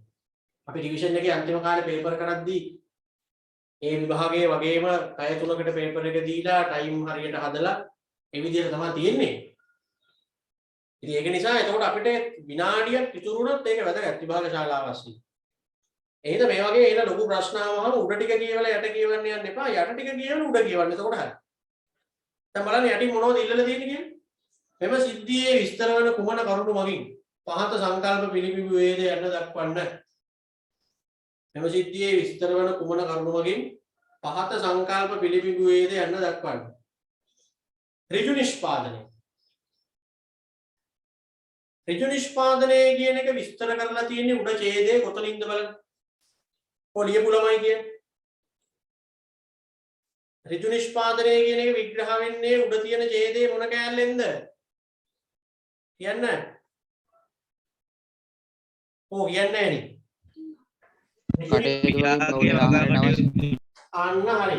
ඒ කියන්නේ වගා කටයුතු මගින් පවුලේ ආහාරයට අවශ්‍ය එළවලු හා පළතුරු සපයා ගැනීම. ඍජු නිෂ්පාදනය කියලා අපි ඉගෙන ගත්තේ ඒකනේ. ගෙදරට ඕනි කරන දේවල් ගෙදරම හදා ගන්නවා කියන කතන්දරේ නේ තියෙන්නේ. වක්‍ර නිෂ්පාදනය කියන එක කොතනින්ද පේන්නේ? හා? වක්‍ර නිෂ්පාදනය කියන එක කොතනින්ද පේන්නේ? බිම්මල් පැකට් එක බිම්මල් වගා කර විකිණීම. එහෙම නැත්නම් විකිණීම සඳහා බිම්මල් වගා කිරීම කිව්වත් හරි. පළතුරු වගා කරලා ගෙදර පාවිච්චි කරලා ගත්තාම බිම්මල් වගා කරලා විකුණනවලුනේ.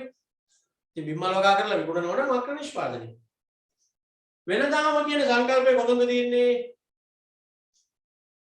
කො කියන්නේ වෙළඳාම? කොහොමද ඒක හොයාගන්නේ? මධ්‍යස්ථානයේ අලෙවි කුටියට බිම්මල් පැකට් මිලට ගැනීම.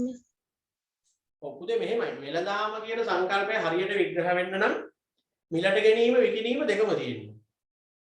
එතකොට එතන තමයි වෙළඳාම තියෙන්නේ. දැන් අපිට මෙතන මිලට ගැනීමකුයි විකිණීමකුයි එකට ජොයින් වෙලා තියෙන්නේ කොතනද?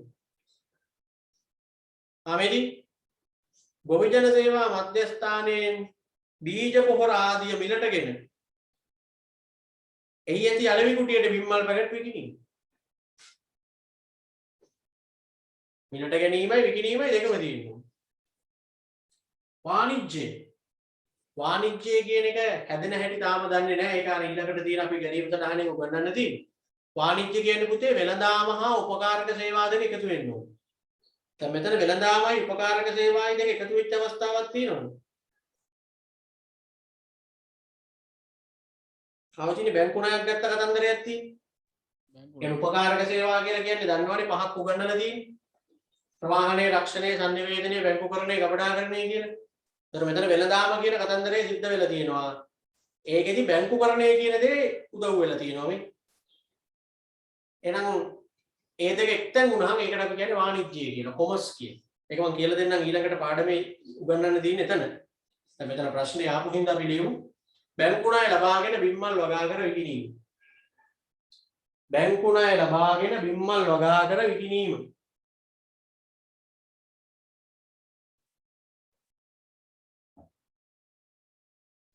බැංකු ණය ලබාගෙන බිම්මල් වගා කර විකිණීම.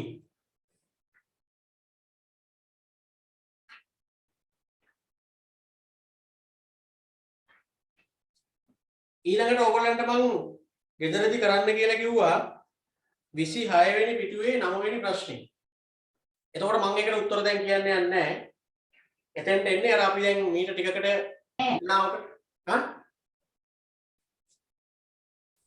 මීට ටික වෙලාවකට කලින් අපි අර ඡේදයක් කියෙව්වේ. අතීතයේ සිට වර්තමානයේ දක්වා ව්‍යාපාර විකාශනය වූ ආකාරය කියලා. ආන්ගේ ලොකු ඡේදය තමයි මෙතන ලියන්න වෙන්නේ. හැබැයි ඒක දිහා බලාගෙන නිකන් පිටපත් විදියට ලියන්න වගේ මෙතන ලියන්න එපා. දැන් ඍජු නිෂ්පාදනයේ ඉඳලා විද්‍යුත් වාණිජ්‍යයට එනකන් දැන් කතා කරානේ දැන් අද කීප සැරයක්ම. අපි කොහොමද මේ ටික විකාශනය වුණේ කියලා. ඉතින් ඒක අර මං කිව්වා වගේ සිංහල වචන දාලා සම්බන්ධ කරලා ලස්සනට ලියන්න. ඍජු නිෂ්පාදනයේ මුල්ම කාලයේ මිනිසා ජීවත් වූ අතර එහිදී පුද්ගල විශේෂීකරණයක් සිදු වී අතිරික්ත බිහිවීම නිසා භාණ්ඩ හෝමාරුවකට මිනිසා යොමු වී අන්න ඒව ලස්සනට හදලා ලියන්න. විද්‍යුත් වාණිජ්‍යයට නිකන් ගලපලා ලිව්වා නම් හරි. එතකොට ඔන්න ඒ කතන්දර ටික හරි. ඊළඟට මේ ඉරි ගහනේ වැයත් මම ගෙදෙද්දි කරන්න කිව්වා යම් ප්‍රශ්න ටිකක්. එන්න ඔම්ම 12 වෙනි පිටුවට එන්නකෝ. 12 වෙනි පිටුවේ මම කිව්වා අභ්‍යාසංක 13. අභ්‍යාසංක 13. අභ්‍යාසංක 13 පළවෙනි ප්‍රශ්නෙට ඉරි ගහන්න කියලා කිව්වනේ. එහුවේ නැත්තම් දැන් හරි ගහලා මට උත්තරේ කියන්න පළවෙනි එකට මොකක්ද දෙන්නේ? වෙළඳාම්. වෙළඳාම්. භාණ්ඩ හෝමාරුව සමග ජනිත වූයේ මොකද්ද? වෙළඳාම්. ඊළඟට ආයෙ කරන්න කිව්වා 7. කරන්න කිව්වා නේද? කරපු කට්ටිය කියන්නේ උත්තරේ 7 වෙනි එකට. 7 වෙනි එකට මොකද්ද? එකඟ විය නොහැකි ප්‍රකාශය මොකක්ද කියලා නේ අහන්නේ 7 වෙනි එකේ. එකඟ විය නොහැකි ප්‍රකාශය. එතකොට ඍජු නිෂ්පාදනයේ නිසා විශේෂීකරණය වුණාලු. ඒක එකඟ වෙන්න පුළුවන් නේ. අතිරික්ත නිෂ්පාදන නිසා භාණ්ඩ හෝමාරුව ඇති වෙලා එතනින් වෙළඳාම ආවලු. ඒකත් එකඟ වෙන්න පුළුවන් නේ. තුන්වෙනි එකත් එකඟ වෙන්න පුළුවන්.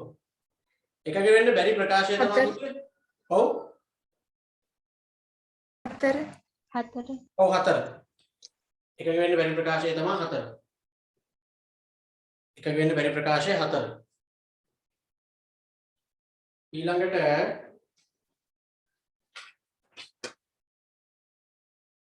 13 වෙනි එක 5 කීයද බලන්න 15 බලමු 13 වෙනි එකේ අහන්නේ වැදගත් අවස්ථා ටික පිළිවෙලට ගලපන්න කියලානේ. මුලින්ම අපි ගමු මෙතන තියෙන ඒවායින් භාණ්ඩ හෝමාරුව. එතනින් ගියා වෙළඳාමට. එතනින් ගියා මුදල් භාවිතයට. එතනින් ගියා හරි 5. 13ට 5. 15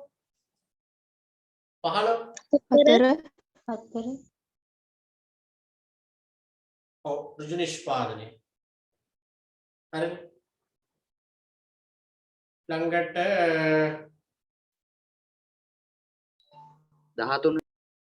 13 කරන්න කිව්වද? 13 කිව්වේ දැන් 5. 13ට 5නේ.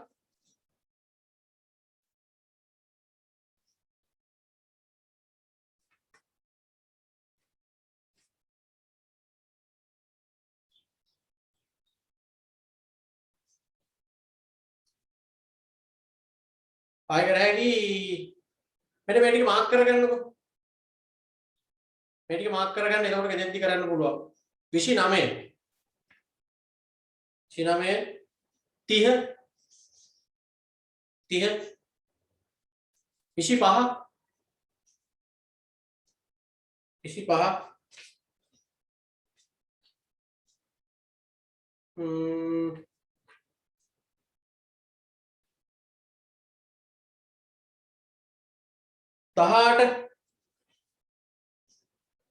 18 21 22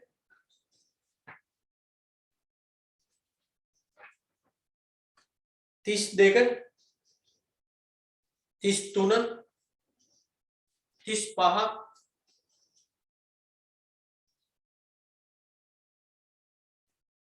එතකොට අන්න ඒ ටික ගෙදරදී කරන්න ඕගොල්ලෝ. හරි. දැන් ආයෙ එන්නකෝ බලන්න ටියුට් එකට දැන් අපි කතා කරගෙන ඉන්නේ ක්‍රමික විකාශනය කියන එකනේ.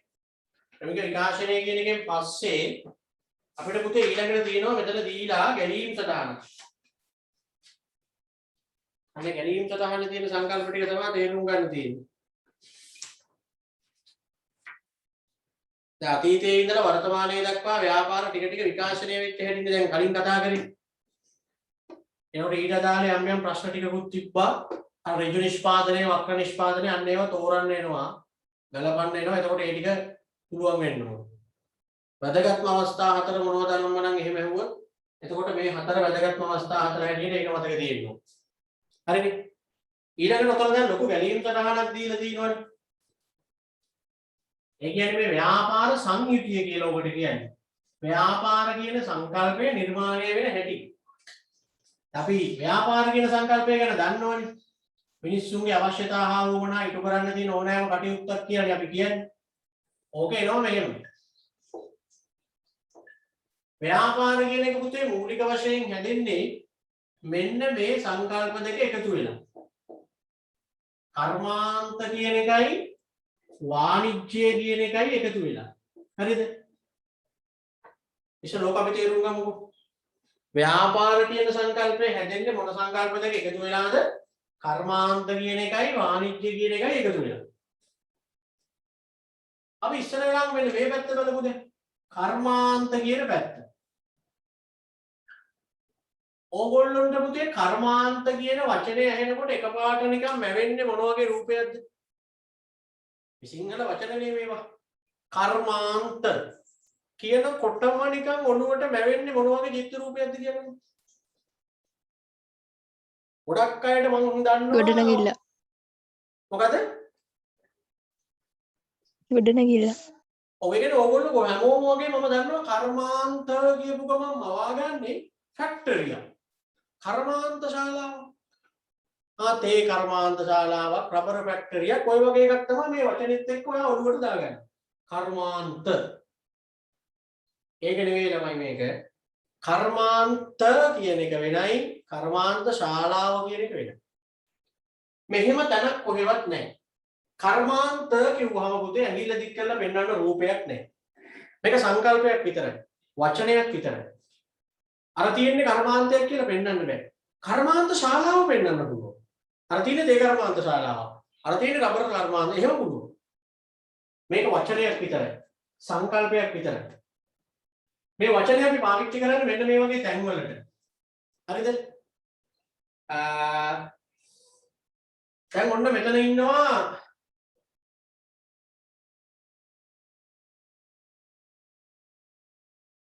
මෙතන තියෙනවා ශ්‍රී සුමන කියන ආයතනය.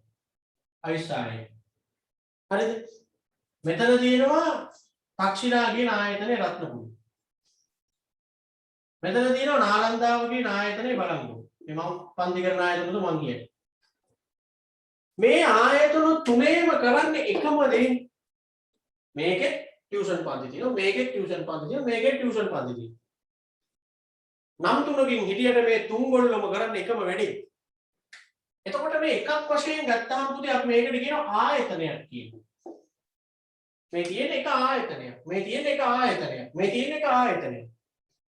හැබැයි ආයතන තුනම කරන්නේ එකම දේනේ.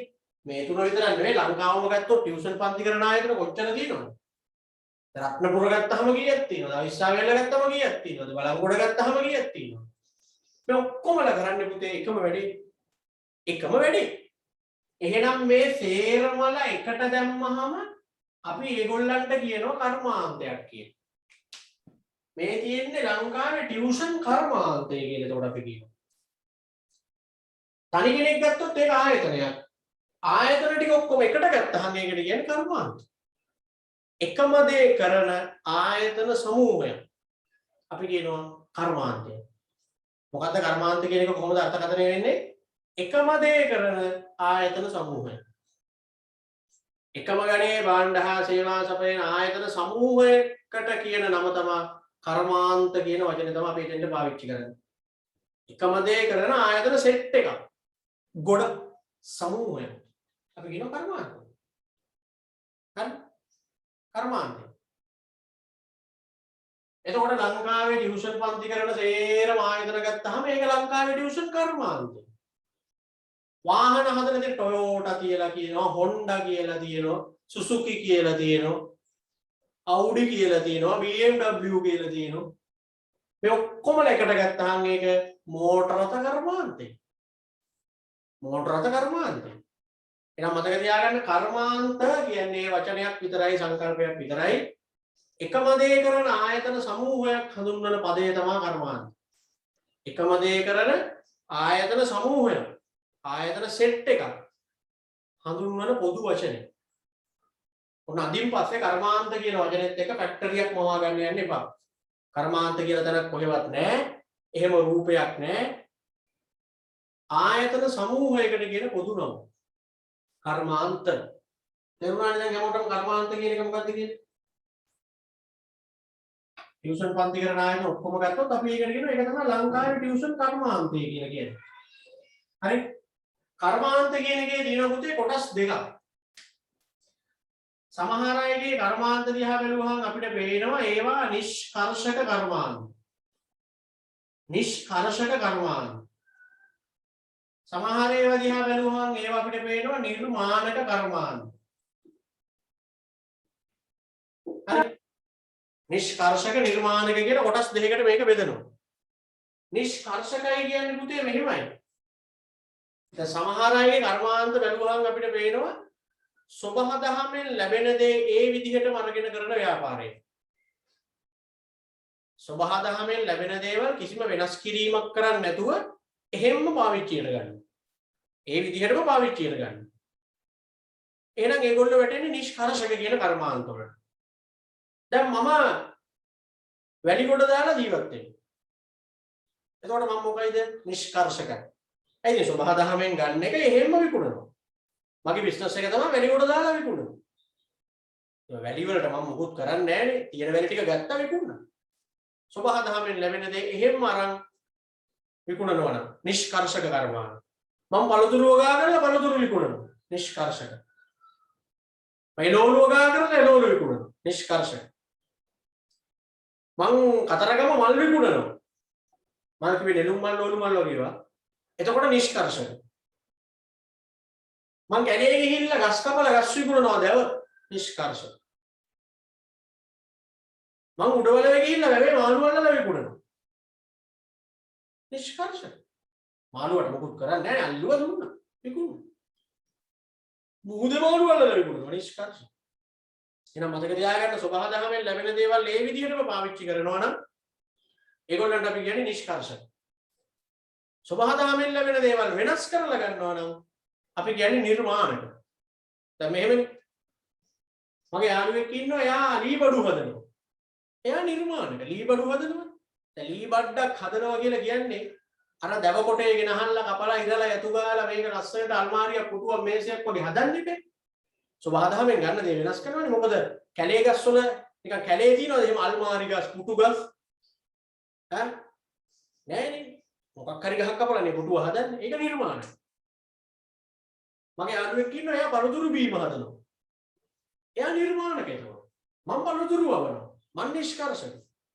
මගේ යාළුවා පළතුරු බීම හදනවා. එයා නිර්මාණක. මම මාළු වලලා විකුණනවා. මගේ යාළුවෙක් ඉන්නවා එයා ඒවෙන් සැමන් හදනවා, ටින් මාළු හදනවා. එයා නිර්මාණක. පැහැදිලිනේ කතන්දර දෙක. සබහ දහමෙන් ලැබෙන දේවල් ඒ විදිහටම ගන්නවා නම් නිෂ්කර්ෂක කියනවා. සබහ දහමෙන් ලැබෙන දේවල් වෙනස් කරලා පාවිච්චි කරනවා නම් ඒවට නිර්මාණක කියනවා. ඔන්න කර්මාන්ත කියන පැත්ත හරියි. හරිද? දැන් මේ ගැලීම් සටහන සම්පූර්ණයෙන් වාණිජ්‍ය කියන පැත්තත් එක්ක එකට ගෙල දෙන්න ඕනේ. දැන් අද අපිට ඒකට වෙලාව මදි. අපි පුතේ මේක ඊළඟ දවසේ මෙතනින් එහාට කතා කරමු. දැන් අද තිබ්බ ක්ලාස් එකට ඉන්න බැරි වෙච්ච ළමයි ඉන්නවා නම් හෙට හවස සමහර විට කුණු ගහන හින්දා මම ඒක උදේ වගේ දාන්න බලන්නම් ඉස්කෝලේත් නෑනේ. ටයිම් එක කියන්නම් ඔයගොල්ලන්ට හරියට. මොකද හවස පන්ති මුකුත් කරන්න බෑ මේ දවස්වල අකුණු ගහන. ඔරෝන. YouTube එකටත් දානවා රිපීට් එකකුත් දෙනවා. කොහෙන් හරි කවන්න කවර් කරගන්න. සාමාන්‍ය පන්ති පටන් ගැනීමක් ගැන දැම්ම හිතන්න එපා. ඔයගොල්ලෝ සාමාන්‍ය විදියට මේ හිටපු විදියට පන්තියේ ඉන්න සුදුසු වාතාවරණයක් ආවහම පන්ති පටන් ගැනීම පිළිබඳ දැනුවත් කිරීමක් කරන්න. හරි. එතකන් මේ කවද්ද පටන් ගන්නේ පටන් අරන්ද අනම්මනම් ඒව එච්චර උඩට ගන්න යන්න එපා. ඕගොල්ලන්ගේ අපේ දෙගොල්ලන්ගේ ආරක්ෂාව ගැන බලලා සුදුසු වාතාවරණයක් ආවහම පටන් ගමු. හරි. එතකොට ඒක අපි දැනුවත් කරන්න. එන හැමෝටම ආයි